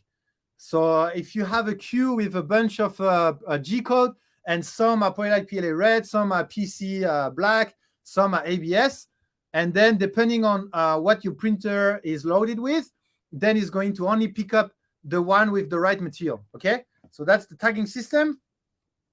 Then you have your G-code console. Okay, remember the G-code console? We just play around with it where we just move the stuff around, and then you have the temperature setting that you can change. And finally, you have the store. You have the store that we just checked, and the more filament you buy from the store, and the more point you get. And with the point, you can get free filaments or a free subscription month. Okay, that summarized a little bit ClickPrint 3D that we checked today, and this is only the beginning. I mean, they released this 1 or 2 months ago. That's very new, and there's a bunch of new features that is coming. For example, on AutoPrint and AutoFarm, you will be able to connect the queue to the filament consumption. So, for example, if you go on the store, it's going to tell you, hey, you can, according to the queue, you will need 5 kg of Polylite PLA red and 6 kg of silk purple. Okay, so you will have a very complete tool management, basically. So this was only ClickPrint. I hope you really like the presentation. Again, G-code file management, queue management, spaghetti detection, time lapse, G-code console, tagging system, and the store. Okay, 7 features. And then the main one is simplicity. Why Click 3D Print instead of another one? Simplicity and all in one. So all of these features in one thing. So I hope I communicated properly why I like this and why I'm going to install this on my printer. And if you have any question, just let me know. It was really thank you very much 3DQ for allowing me to play around with your printers. Even though I'm 6,000 miles away, and I started mess up with your printer, creating some spaghetti and stuff. Thank you so much for helping us. And if you guys like it, let me know, and we can review AutoPrint. So we won't go through all what we show off today, but we'll do that with we'll just do what is much what are the additional feature on AutoPrint. Okay, what do you guys think? Great. So it's time for the awesomeness. Let me check. Let me catch up with the chat, and then we'll do some an awesome giveaway. Then we go. Printed Vision, nice haircut. Thank you. I'm preparing a nice haircut for Earth. Multiple 2 heads, blah, blah, blah. It's not a haircut, it's a TPU print. What? Steph Matteo, thank you so much for helping, answering everything in the chat. It was really awesome. Thank you for the show. Flipso, it's my pleasure. I hope you really enjoyed the tool. I hope I made some of you discover a remote tool. I'm not sure. I know some of you are already using some tools, but my goal was to present a different tool that I really personally like. They do provide the add-on hardware, or do we need an RPI or something? So I missed the beginning. They have everything. You can, for example, the Pi. They also provide the Pi if you need the hardware system, the Vapor. If you want to have an automatic print release, they also have this. They have the specific bed to remove the print with the hardware. Yeah, they do have hardware. They have software and hardware, and they have an incredible community. So you can join their Discord. I'm sure they will help to share the Discord link. They have a Discord here. This is their Discord, and they have a very active community on Discord as well. So if you need anything, you will really like joining that community. Okay, great. Very much appreciate what you're doing with the printing community. Builders Mark, thank you so much for what you're doing as well. I think our community is so awesome. I just love it. That's why the first thing when I started streaming, I think half a year ago now, more than half a year ago, like end of last year, I was thinking, how can I do the giveaway? Well, the first thing that came to my mind when I think about 3D printing community is awesomeness. So that's why I want everyone to be awesome. Tissues, what is Discord? Okay, great. Are you guys ready? Ready for the giveaway? We have 84 entries, 89 viewers. I will give you 5 seconds for the 5 viewers that haven't entered and have forgotten to be awesome to enter. 5, 3, 4, 2, 1. You guys ready? And we are drawing. And the winner of today awesome giveaway is Kajumbo. Kajumbo, oh, congratulations, now you're here. Custom creation is trying to trick. Congratulations, Kajumbo, are you here? We have Sweetie Q that entered the giveaway as well. Sweetie Q, you're awesome as well. Kaju, you're not here? Are you here? I give you 10 seconds. Kaju. Yeah, Sebastian. I thought you were the winner, and then at the last moment it just changed. Looks like we're gonna draw again. Kejubo. 10, 9, 8, 7, 6, 5, 4, 3. Kajuboom. 2. Kajuboom. 1 and 0. Let's try again. So the new winner is, oh, I saw Nightbot again. Is going to be Ian Douglas. Congratulations. I know you were very active during the stream, so I know you're here. You're definitely here, Ian Douglas. Are you here? Yes, you're here. Bank contact, and you guys. Bank contact. And just because you're awesome, just because the stream was awesome, we're going to do a second one. We're going to do a second one for free. That's my gift. A second one. You guys ready? Ian Douglas? Ian Douglas, if you're drawn again, I will redraw. If you're super lucky, I will redraw. You guys ready? What is your Sweetie Q filament? Oh, I don't think they have filament. They have hardware. They have software, but I don't have filament. And where is Alex when you need him? No, DGAG. Alex, don't touch my giveaway. Otherwise, I'm going to go from 1 to 100 spools that I need to give away. Jenya C2, are you still there? I saw you at the beginning of the stream. Are you still there?